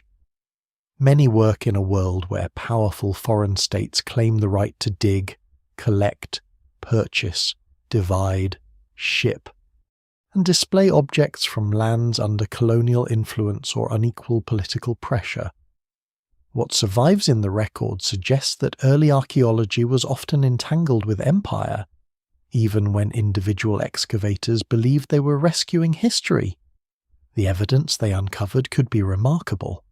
The methods they used could be destructive. Both truths sit uneasily together. In the early days of collecting, treasure has a magnetic advantage over context. Gold impresses immediately. A carved stone vessel, a painted coffin, a royal seal, or a jeweled ornament can be admired by people who know nothing of the culture that made it. Wealth travels faster than interpretation. Museums want objects that draw crowds. Patrons want discoveries attached to their names. Newspapers want drama. Governments want proof of cultural authority. A royal tomb satisfies all of them. It offers beauty, age, danger, and the thrill of entering a place that was never meant to be opened. It turns scholarship into theatre almost before scholarship can defend itself. The chamber suffers under this attention. Earlier diggers may clear passages quickly, sometimes removing objects before their exact positions are recorded. A fragile wooden shrine may collapse when exposed to air. Textiles may darken and crumble. Painted surfaces may flake. Human remains may be moved for study or display without the care expected today. Notes may be incomplete. Drawings may emphasize impressive objects while ignoring debris that later archaeologists would consider crucial. The evidence remains incomplete for many early excavations because the information was destroyed at the moment of recovery. A treasure can be saved while its story is damaged. This is one of archaeology's quiet tragedies. The object survives, but its relationships are lost. A necklace in a glass case can still gleam, but if no one recorded where it lay on the body, what other objects touched it, whether it had been moved by ancient robbers, or whether it belonged to an earlier burial phase, much of its meaning is gone. A vessel can be labelled royal, but without context its function may remain uncertain. A dagger can be admired for craftsmanship while its place in ritual status or symbolic protection becomes harder to reconstruct. No single explanation fully accounts for every early mistake, because some were caused by ignorance, some by haste, some by poor conditions, and some by the hunger for possession. But the result is the same: the tomb gives up treasure and keeps back knowledge. Still, modern discovery also begins to protect what ancient robbers would have destroyed. Scholars learn to read inscriptions, compare styles, study materials, and understand burial practices across regions and centuries. Conservators develop ways to stabilize fragile objects. Photographers, draftsmen, and later scientific instruments capture details that memory alone would lose. Even flawed excavations can reveal patterns that reshape history. A sealed or partly sealed royal chamber may provide dates, technologies, trade connections, beliefs, health evidence, artistic traditions, and political clues unavailable from written records alone. The curse of treasure is that it tempts people to look only at gold. The gift of archaeology is that it can make even dust important. Yet the modern world has its own rituals of possession. Objects are numbered, packed, shipped, insured, restored, classified, and displayed. The dead king's burial goods, once meant to remain together in darkness, may be separated into storerooms, galleries, laboratories, private collections, or foreign museums. A mask becomes an icon, a ring becomes an accession number, a chest becomes a conservation challenge, a bone fragment becomes data. The sacred hoard is translated into modern categories, and translation always changes something. What the ancient priest treated as an active protection becomes an artifact. What the court treated as royal identity becomes heritage. What thieves treated as metal becomes evidence. What tourists treat as wonder may once have been a boundary never to cross. The public responds intensely because ancient treasure seems to shorten time. People standing before royal gold feel close to the dead in a way that broken pottery or administrative tablets rarely produce, even though those humbler things may tell historians more about daily life. Gold creates the illusion of contact. It looks almost new. Its shine denies the centuries. A cup buried thousands of years ago can reflect a modern face, and that reflection is unsettling. The viewer sees not only the ancient king's wealth, but the survival of matter beyond flesh. The king is gone, the kingdom changed, the language half lost, but the gold still answers light. It makes mortality feel both distant and immediate. This public fascination helps the curse legend grow. A treasure that remains local may be sacred or famous within a region, but a treasure photographed, reported, exhibited, and reproduced becomes global.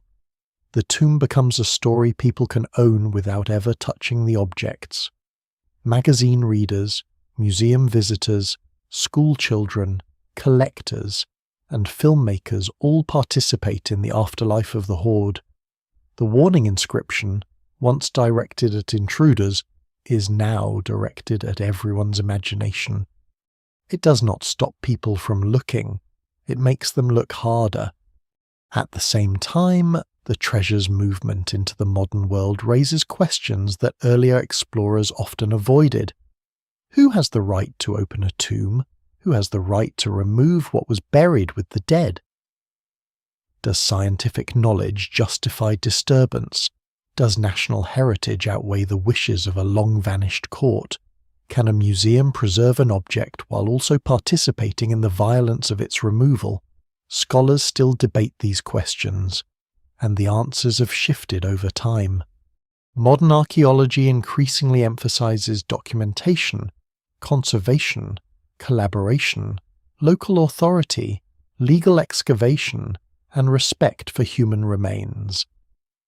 But many famous treasures entered collections before these standards existed, and their presence continues to trouble the institutions that display them.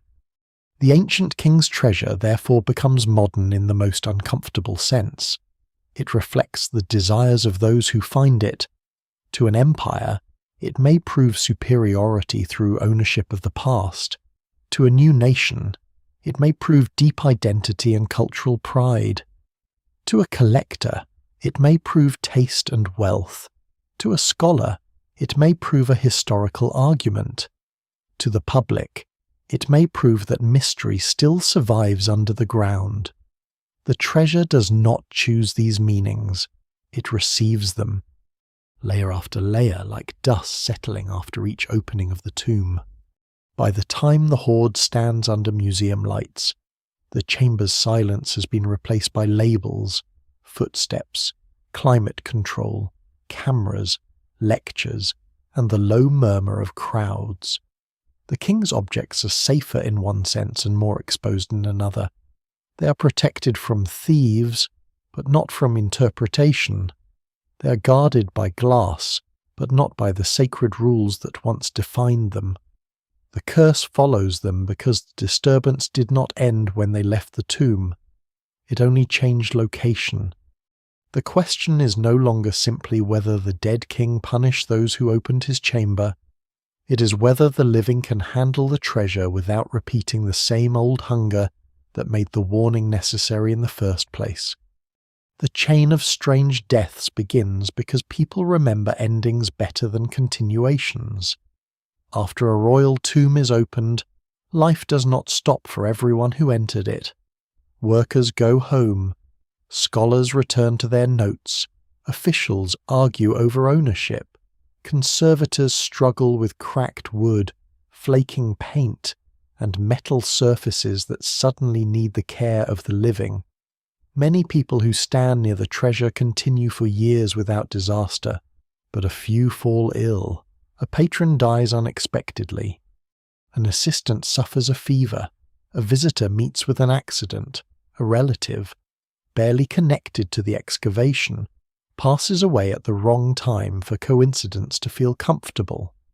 The human mind gathers these events together and ties them with a thread. Once tied, the thread is difficult to cut. The first death in such a story often becomes the anchor. It does not matter whether the person was old, already unwell, or exposed to other risks.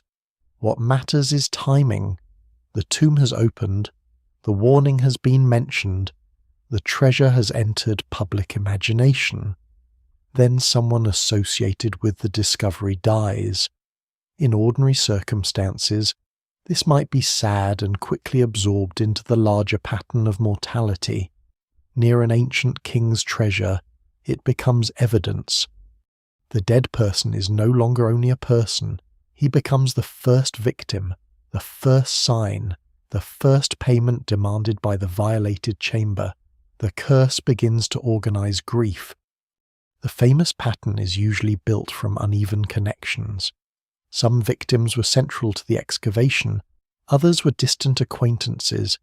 Some entered the tomb, others never did. Some died soon after the opening, others died years later. Causes vary: infection, blood poisoning, pneumonia, chronic disease, accident, exhaustion, stress, or conditions common in a world before modern medicine could treat many problems easily. The evidence remains incomplete in many cases because medical records may be vague, press reports exaggerated, and later retelling selective. Yet the legend does not require precision. It requires atmosphere. A list of names becomes more powerful than the details behind each one. The curse story also feeds on hierarchy. When an ordinary labourer dies, the world may not notice. When a wealthy patron, titled visitor, senior archaeologist, or well-known public figure dies, the event travels. This creates a distorted record of danger. The deaths of famous people appear meaningful because newspapers preserve them. The illnesses of unnamed workers may disappear, even though they face the greatest physical exposure: dust, heat, unstable tunnels, heavy lifting, poor sanitation, and long hours around decaying material. What survives in the record suggests that danger was not evenly distributed, but the legend often follows status rather than risk. The curse prefers recognizable names. At the excavation itself, fear may grow quietly before it becomes public drama. A worker hears that a man who touched the coffin has developed fever. Another remembers the warning stone. Someone says the air inside felt wrong. Someone else claims a lamp failed at the moment the seal broke. A cracked object, a dead animal, a storm, an illness in the camp. Any of these can become part of the pattern. Scholars still debate how much such stories reflect actual beliefs among excavation teams and local communities, and how much later writers shaped them into cleaner legends. But it is easy to understand how rumour forms. People working among the dead live close to symbols. They do not need to be foolish to feel watched. The dead king becomes strangely active in these stories. He had been helpless in the tomb, dependent on seals, priests, and stone. Once disturbed, he becomes powerful again in imagination. He reaches outward. He marks those who touched his things. He punishes the arrogant. He restores justice after centuries of silence. This reversal is emotionally satisfying, especially for audiences uneasy about excavation, empire, and possession. The curse gives the dead a kind of revenge. It allows the violated king to answer the living in the only language modern legend will hear: misfortune. Yet this revenge is often suspiciously convenient. It punishes some and ignores others. It strikes people loosely connected to the discovery while sparing those who spent the most time with the objects. It arrives through ordinary diseases and accidents rather than unmistakable supernatural force.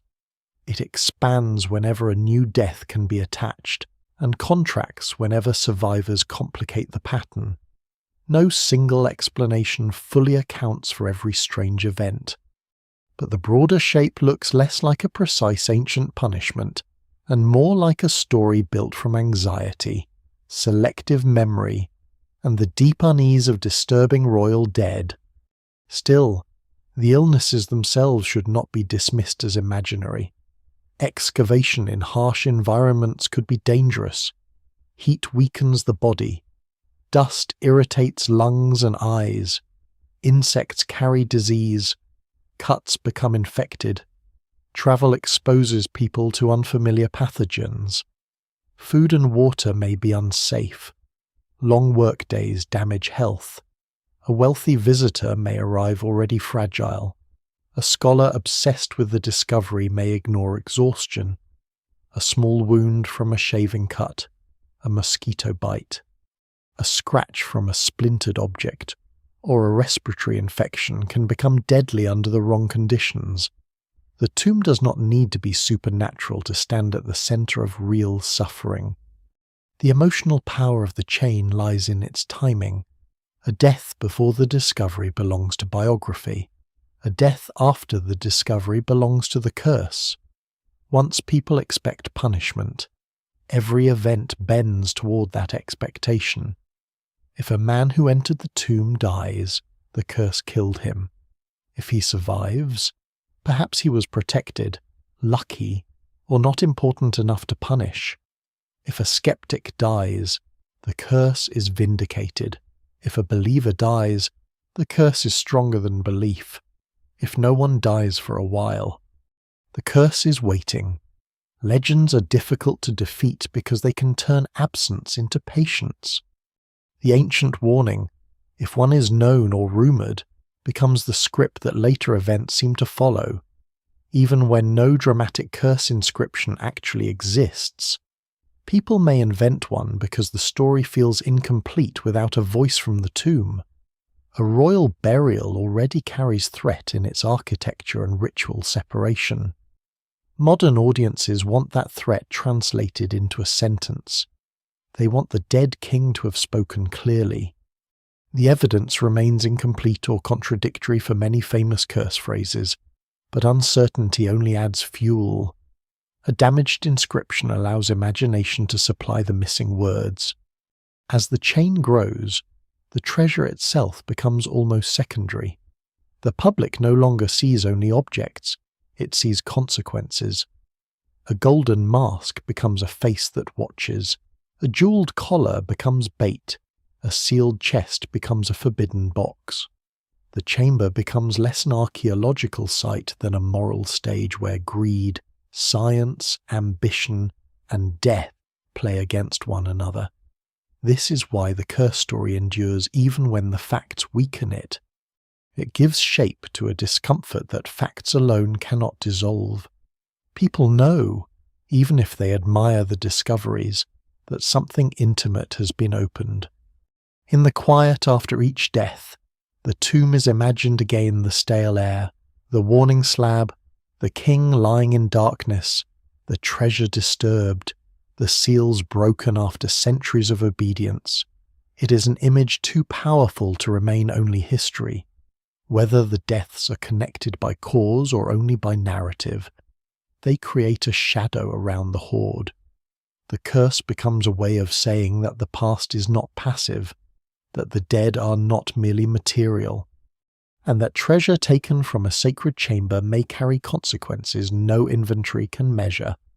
Newspapers do not invent the ancient fear, but they give it a modern body. A tomb warning carved for thieves, priests, rivals, and local intruders cannot travel very far on its own. It needs ink, paper, headlines, photographs, cables, rumours, and readers eager to feel that the old world has broken through the surface of the new one. Once the treasure leaves the sealed chamber and enters public attention, the curse is no longer confined to stone. It moves through cities, breakfast tables, club rooms, train stations, lecture halls, and the quiet corners where people unfold a paper and discover that a dead king may have begun killing again. The modern curse is born in the space between fact and appetite. An excavation produces real events, a chamber is opened, objects are found, people fall ill, someone dies, officials make statements, scholars disagree, local workers tell stories, and the public wants meaning. Newspapers take these separate pieces and arrange them into a sequence that feels inevitable. The warning becomes a prophecy, the death becomes fulfillment, the treasure becomes bait. The archaeologist becomes either hero or fool, the king becomes an avenger. What survives in the record suggests that press coverage of spectacular discoveries often leaned toward drama, especially when competition for readers was fierce. A careful archaeological report might take years to prepare. A headline could be printed overnight. The curse gives journalists something ordinary scholarship cannot easily provide: suspense. A list of objects, however magnificent, has limits for a general audience. Gold, statues, coffins, weapons, and jewels excite the imagination, but they become even more powerful when attached to danger. The public does not merely want to know what was found. It wants to know whether the finding should have happened at all. A curse turns excavation into a moral drama. It makes the ancient king a character with intention, not just a corpse with possessions. It makes modern science seem bold, perhaps arrogant, perhaps doomed. It gives the story a pulse. There is also a deeper cultural unease beneath the sensationalism. Many famous discoveries took place during periods when European powers and wealthy institutions were extracting antiquities from regions shaped by colonial rule or unequal influence. Even readers who celebrated the finds could sense, dimly or sharply, that removal from a tomb was not a simple act of neutral knowledge. The curse became a way for the dead and the colonized past to push back in imagination. It suggested that ancient places were not passive territories waiting to be opened by outsiders. They had guardians, they had memory, they could punish intrusion. No single explanation fully accounts for the popularity of curse stories, but imperial anxiety is one of the shadows behind them. Newspapers also amplify uncertainty because uncertainty sells. If doctors cannot agree on the cause of a death, the curse gains room. If an inscription is broken, the missing words become more interesting than the surviving ones. If a witness reports a strange noise, a dead bird, a sudden storm, a failed lamp, or a local warning, the detail can be repeated until it feels central. Scholars still debate how much some famous curse details were exaggerated or fabricated by journalists and later writers, but once printed, a dramatic detail becomes difficult to remove. Correction travels more slowly than fear. The curse story grows through selection. A paper may mention the patron who died, the visitor who became ill, the assistant who suffered fever, and the rumor of a warning, while ignoring the larger number of people who remained healthy. The result is a pattern shaped by omission.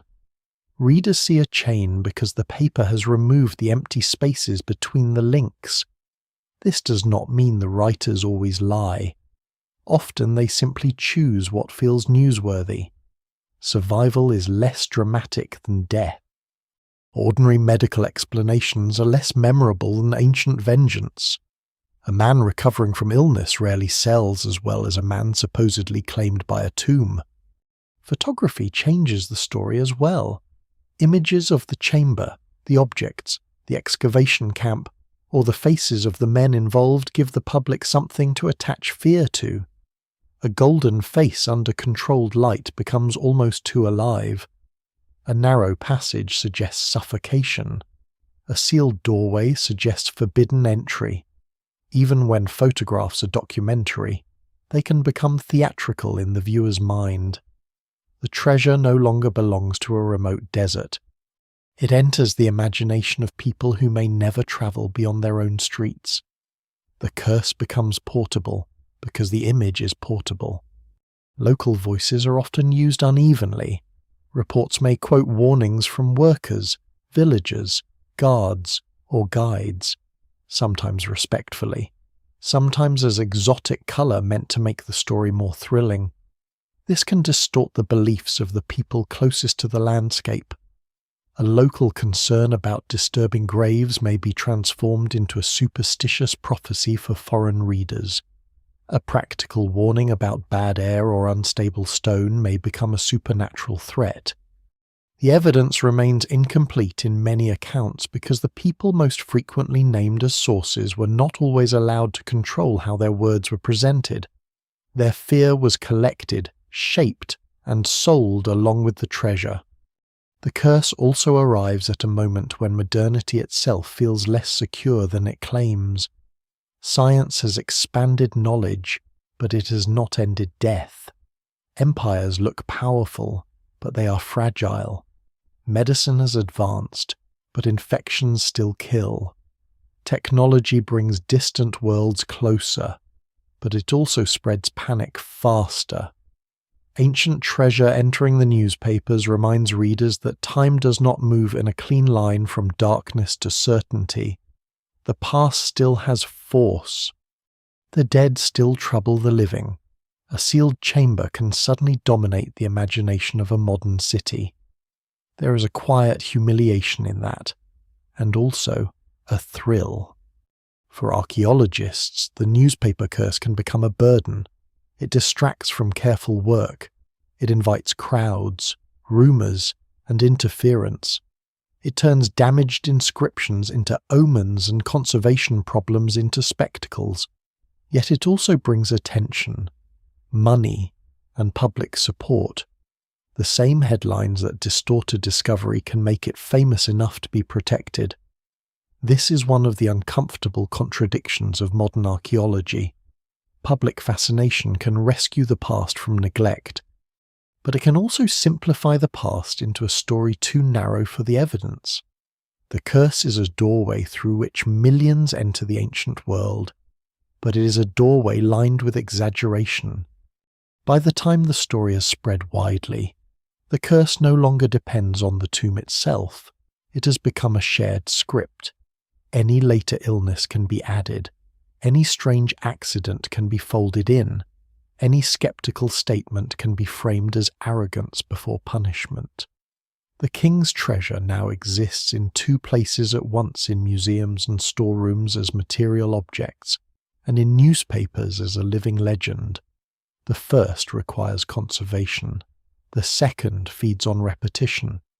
Each retelling polishes the curse like gold, smoothing away awkward facts until the story shines. And this may be the most powerful transformation of all. The ancient curse was meant to keep people away. The newspaper curse brings them closer. It makes readers lean in, makes museums fuller, makes the dead king more famous than his own court could have imagined. The warning fails as protection, but succeeds as publicity. The tomb is violated, the treasure removed, the body studied, and yet the king's name travels farther than ever before. In the strange economy of modern attention, even fear becomes a form of resurrection. Science opens the tomb again, but it does so with a different kind of fear.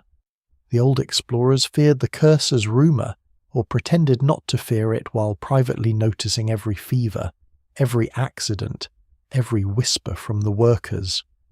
Modern archaeologists fear something quieter and more measurable: contamination, loss of context, chemical damage, unstable humidity, mishandled remains, false conclusions, and the irreversible harm caused by touching too much too quickly.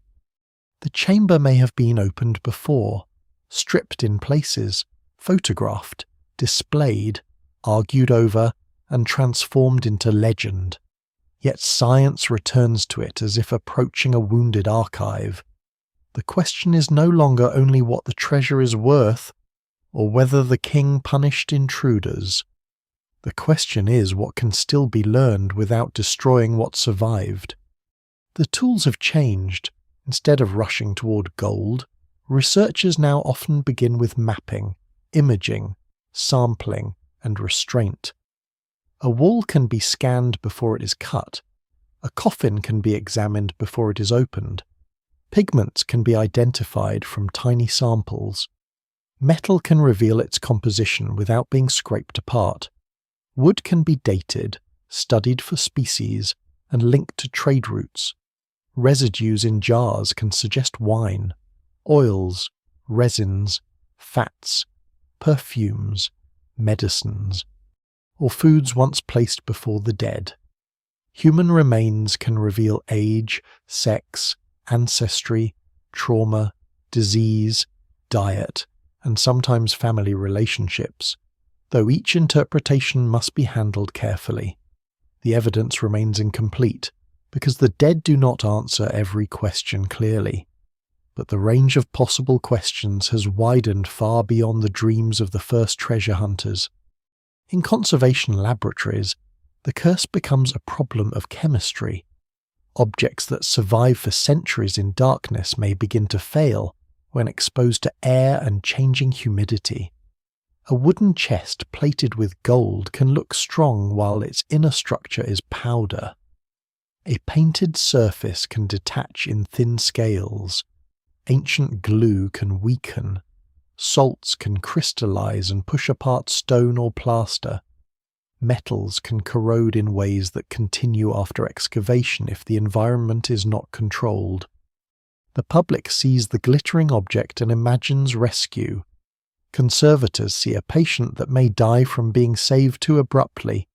No single explanation fully accounts for the decay of every artifact, because material, burial condition, past handling, and modern storage all matter. Still, the lesson is clear. Opening the tomb is not the end of danger. It is the beginning of responsibility. Scientific study also weakens some of the old supernatural claims. When a supposed cursed death is examined through medical history, the result often looks less mysterious than the legend suggests. A wound becomes infected. A respiratory illness follows exposure, stress, travel, or pre-existing weakness. A death attributed to vengeance turns out to fit ordinary disease patterns of its time. The famous chain shrinks when loose associations are removed and survivors are counted. Scholars still debate specific cases, especially where records are fragmentary, but the broader picture does not support a precise active supernatural force, killing all who enter royal tombs. The curse, as a literal mechanism, fades under careful light. Yet science does not make the story dull. It often makes it stranger. Instead of one grand curse, it reveals many smaller, real forces working at once. It shows that tomb air can contain hazards. It shows that ancient workers used materials whose residues still matter. It shows that royal bodies carried diseases, injuries, genetic histories, and nutritional traces that complicate idealized images of kingship. It shows that a golden object may have been made from metal gathered across broad landscapes, mixed, recycled, and shaped through technologies more sophisticated than early observers assumed. It shows that a treasure chamber is not a magical trap, but a dense system of human choices preserved under unusual conditions. One surprising detail is how much can be learned from what seems unimpressive. Dust trapped in corners may contain pollen, fibers, insect remains, mineral particles, or traces of ancient activity. Broken pottery can identify storage, trade, or ritual practice. Scraps of linen can reveal weaving techniques, plant processing, and the quality of burial preparation. A blackened stain inside a vessel can be more informative than a golden handle. Tiny tool marks on metal can show how an artisan worked. Repairs can reveal whether an object had a life before burial. Fingerprints or palm impressions in mud plaster, when preserved, can bring the unknown workers closer than royal inscriptions ever intended. The king wanted the treasure to speak of him, but science makes the margins speak too. This is where the modern opening of the tomb becomes almost the opposite of robbery. Robbery collapses meaning into value. Science tries to expand value into meaning. It asks not only what shines, but what surrounds the shine. It asks how the object was made, where the material came from, who might have used it, why it was placed there, what changed after burial, and what later disturbances did to the original arrangement. The process is slower, less glamorous, and often less satisfying to anyone who wants simple answers.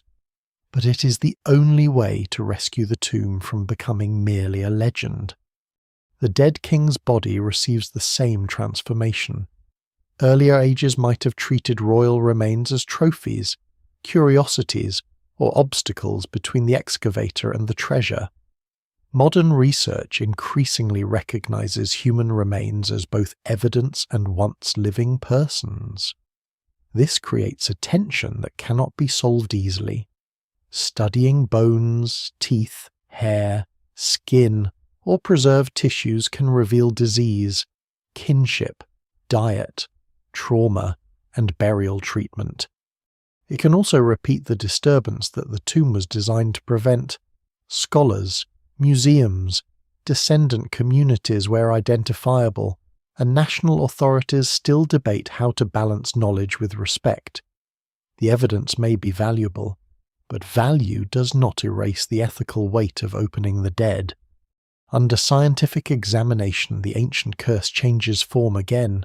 It becomes less a supernatural threat and more a warning about arrogance. The tomb punishes the careless researcher with bad data, damaged artifacts, contaminated samples, and lost context.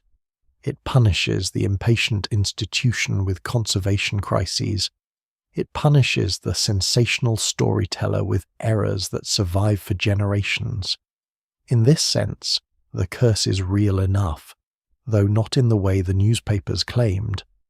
To enter an ancient royal burial without humility is to risk harming both the past and the truth. The treasure under laboratory light looks different from treasure under torchlight or museum glass. Magnification reveals scratches, joins, solder points, repairs, residues, cracks, and fingerprints of process. The perfect royal image becomes a record of work. The sacred hoard becomes a material history of mining, trade, ritual, administration, and preservation. Even the warning inscription becomes less like a movie curse and more like a legal, theological, and emotional document from a culture trying to protect its dead from exactly the kind of intrusion that has now occurred. Science cannot restore the tomb to its sealed state. The wall has been opened. The air has changed. The king has been seen. The treasure has entered history in a new way. But science can slow the second destruction, the destruction caused by misunderstanding. It can replace rumor with evidence while still admitting uncertainty. It can show that the curse was never only about death after discovery. It was about the consequences of crossing a boundary. Those consequences remain. Every sample taken, every object moved, every display built, every interpretation published becomes another act in the long afterlife of the tomb. The king's treasure survives not because the curse killed all intruders, but because enough people eventually learned that survival itself requires care. The treasure's hidden violence begins far from the chamber, in places the gold was designed to make invisible. A royal burial presents wealth as sacred harmony. It arranges objects so carefully that the viewer sees order, devotion, craftsmanship, and permanence. But the materials inside the tomb have histories of their own, and those histories are not always gentle. Gold may have been dug by exhausted workers in desert heat. Timber may have been cut from distant forest through trade systems shaped by power. Stones may have crossed mountains and seas through routes guarded by soldiers and taxed by rulers. Ivory, shell, resin, pigments, copper, tin, and rare beads may have passed through the hands of people who never saw the king, never entered the capital, and never benefited from the eternity their labour helped build. The ancient court does not present the hoard this way. It prefers a different story. In official language, treasure comes to the king because order flows toward him. Tribute arrives because foreign lands recognize his greatness. Mines yield wealth because the gods favor his reign. Workshops produce beauty because the kingdom is prosperous and obedient. Enemies surrender goods because chaos has been defeated. The tomb repeats that story in material form. Everything lies around the dead ruler as if the world naturally gathered at his feet. What survives in the record suggests that royal ideology often turns extraction into destiny. It makes inequality look cosmic. Yet archaeology keeps finding the pressure marks beneath the polish. Mining sites show the heavy logistics behind precious metal. Fortified roads and desert stations reveal how movement had to be controlled. Administrative records, where they survive, show rations, labour groups, deliveries, storage, and quotas. Human remains from work sites may show strain, injury, poor diet, or disease. Though evidence differs widely by place and period, the picture is never complete, and scholars still debate how to interpret labour systems in many ancient societies, especially because terms like slave, servant, corvée worker, specialist, prisoner, and dependent labourer do not always map neatly onto modern categories. But the broad truth remains: royal treasure is not produced by splendour alone. It is produced by organised human effort, and organised effort can be harsh. A golden cup may therefore carry two stories at once. In the tomb, it is a vessel of abundance, placed to nourish or honour the king beyond death. In the mine, it began as ore loosened from rock by bodies working under command. In the workshop, it became a test of skill and patience. In the palace, it became a sign of status. In the burial chamber, it became sacred equipment. In the modern museum, it becomes cultural heritage. None of these meanings cancels the others. The object is beautiful. And the beauty is real, but beauty can sit on top of suffering without confessing it. This hidden violence is not limited to labour. It also appears in conquest. Many ancient kings filled temples and treasuries through war, tribute, seizure, and controlled exchange after victory.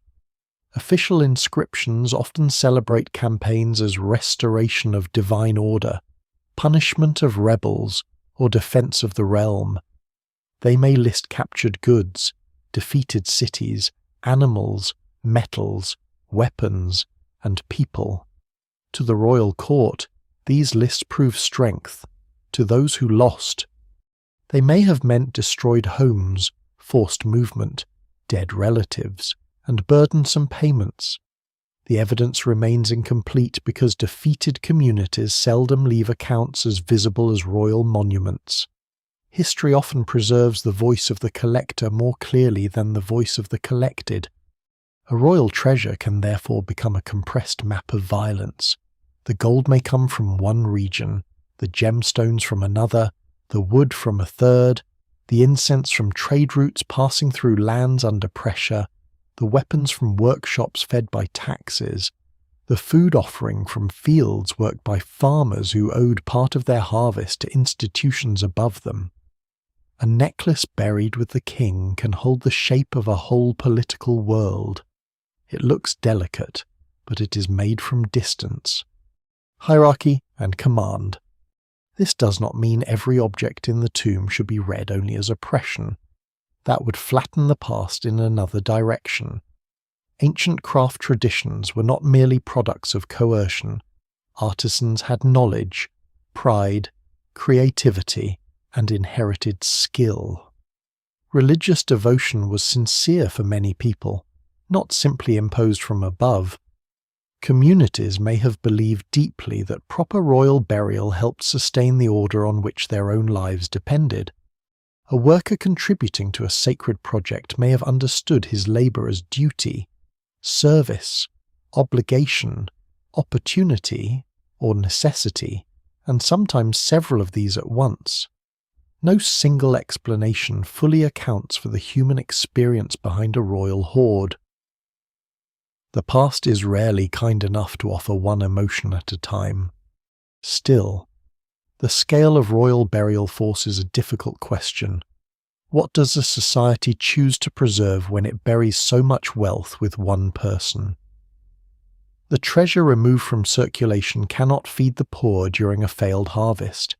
It cannot repair a canal, strengthen a border, buy peace, or reward living workers once sealed beneath stone. From the court's perspective, this is not waste. The king's afterlife, ancestor status, or divine transformation may be essential to the realm. The dead ruler remains part of the system. But from a wider human perspective, the tomb reveals how power can make its own survival sacred, while ordinary survival remains uncertain. The curse, seen from this angle, is not only a warning against theft, it is the aftertaste of concentrated power. The treasure unsettles because it is too much gold around one dead body, too much labour turned toward one name, too much beauty locked away while generations outside the tomb lived and died with far less.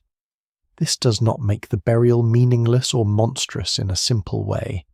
It makes it morally charged. The chamber is both a masterpiece and a monument to imbalance. Modern viewers often feel that contradiction without naming it. They stand before royal gold and admire the craft, then sense unease. The objects are magnificent, but they were made for a world where rank could follow a body into death with astonishing force. The king's corpse receives protection more elaborate than many living people received in life. His name is guarded by stone and inscription while the names of miners, carriers, farmers, and apprentices vanish.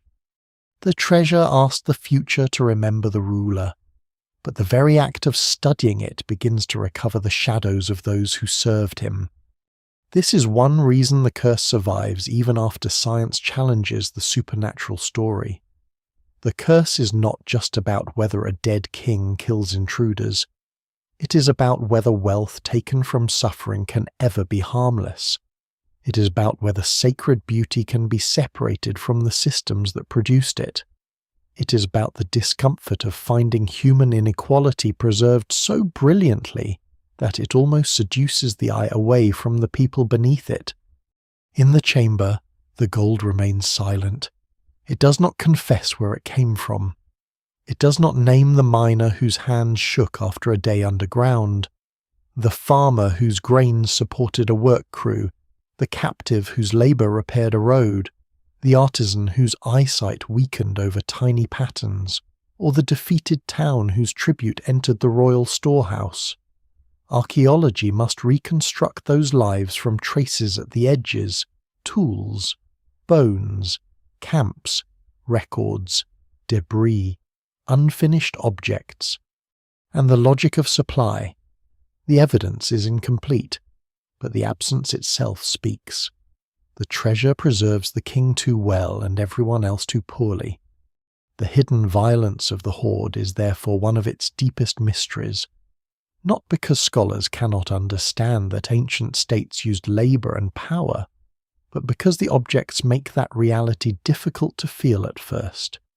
Gold softens brutality. Craftsmanship dignifies extraction. Ritual transforms accumulation into necessity. The tomb turns political inequality into sacred order and then seals it in darkness, hoping the future will see only the brilliance. But the future keeps asking different questions. It sees the brilliance, and then it looks for the hands that made it, the roads that carried it, the taxes that funded it, and the fear that required so much wealth to guard one dead king against forgetting.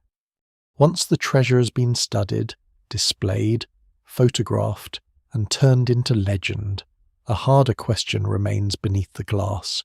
Who owns the dead king now? The answer seems simple only from a distance. The tomb was built by an ancient kingdom for a ruler whose people believed he belonged to their gods, ancestors, and sacred order. The objects were placed beside him to remain there. Yet centuries later, the chamber may lie within a modern nation whose borders, language, religion, and political identity have changed many times since the burial. The treasure may sit in a museum far from the place where it was found, removed under old laws, colonial pressure, private agreements, excavation divisions, purchases, or outright theft. The king's body may be in storage, on display, reburied, studied, or claimed as part of a national heritage. Every answer opens another wound. The ancient builders thought ownership had already been settled. The warning stone said the chamber belonged to the king and to the powers protecting him. It did not imagine international law, museum boards, tourism ministries, academic permits, repatriation campaigns, private collectors, insurance policies, or conservation budgets. It did not imagine that the dead ruler's face might appear on posters, documentaries, school books, souvenirs, and airport banners. The curse becomes strangely modern here, because the problem is no longer whether someone dared to cross the threshold. That has already happened. The problem is what the living owe after crossing it. For many modern nations, ancient royal treasure is not only archaeological material, it is identity. It offers a deep past that can strengthen a sense of continuity, pride, and cultural belonging. A golden mask, carved coffin, royal seal, or painted tomb can become a national symbol even when the society that made it was separated from the present by conquest, migration, religious change, and long historical transformation.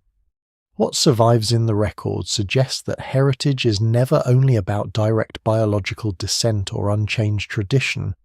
It is also about landscape, memory, custody, and the right of communities to interpret the past found beneath their soil. A tomb discovered in a desert valley is not floating in empty time. It belongs to a place.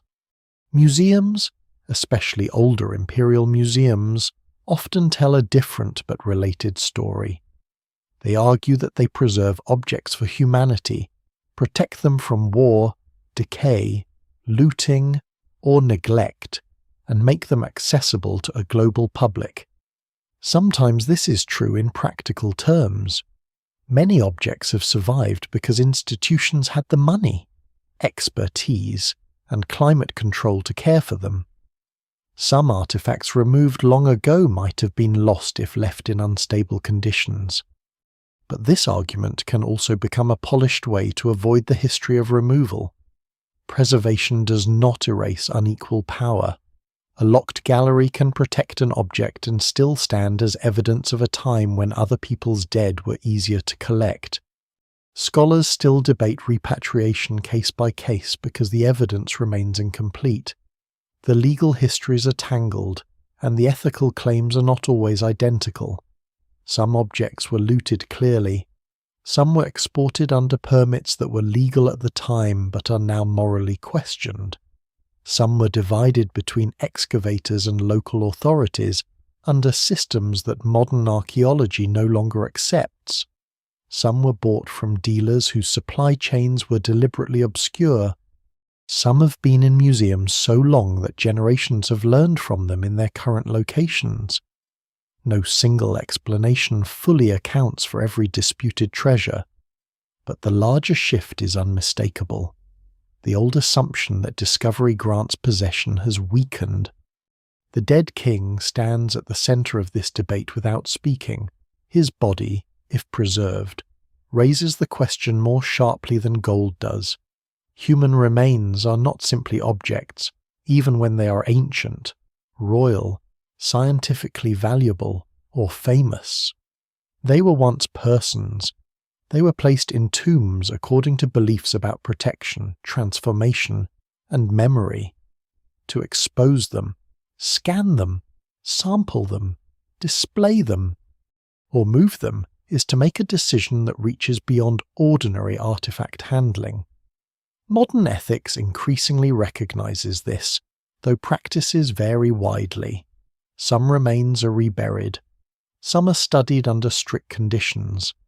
Some are displayed with new interpretive care. Some remain caught between scientific interest and cultural discomfort. The treasure's location also affects how people encounter the past. In a distant museum, the king may become part of a universal story of ancient civilization, arranged beside other cultures in a grand sequence of human achievement. In a local museum near the landscape of discovery, the same king may speak more strongly to place the desert light, the river valley, the mines, the workers' villages, the burial cliffs, the living communities who inhabit the region now. Neither setting is automatically meaningless, but each frames the dead differently. A royal hoard removed from its landscape can become beautiful and strangely weightless. Returned to its landscape, it may regain context, but it also enters national politics, tourism economies, and modern narratives that can simplify the past in another direction. There is a quieter ownership too, the ownership of story. Who gets to explain the king? Foreign scholars who studied the language, local archaeologists who excavate the land today, museum curators who care for the objects, descendant or source communities who live with the heritage, government seeking prestige, filmmakers seeking atmosphere, audiences seeking mystery. The curse legend shows what happens when story escapes evidence. It becomes thrilling, but it can bury the real culture beneath shadows. To own the story responsibly is not to drain it of wonder. It is to keep wonder tied to truth. The ancient warning becomes newly relevant. It once protected the tomb from thieves. Now it seems to question museums, collectors, scholars, and viewers. Are the objects being guarded or possessed? Is the king being remembered or used? Is the treasure teaching history or performing wealth again under modern lights? The answer may differ from place to place, and uncertainty remains. A well-run exhibition can deepen respect. A careless display can repeat violation. A repatriated object can restore dignity. It can also become a political symbol detached from complexity. The curse survives in these tensions because every solution carries risk. Perhaps the dead king cannot be owned in any simple sense. His body belonged to himself, then to ritual, then to memory, then to the earth, then to those who found him, then to institutions, nations, scholars, and the global imagination.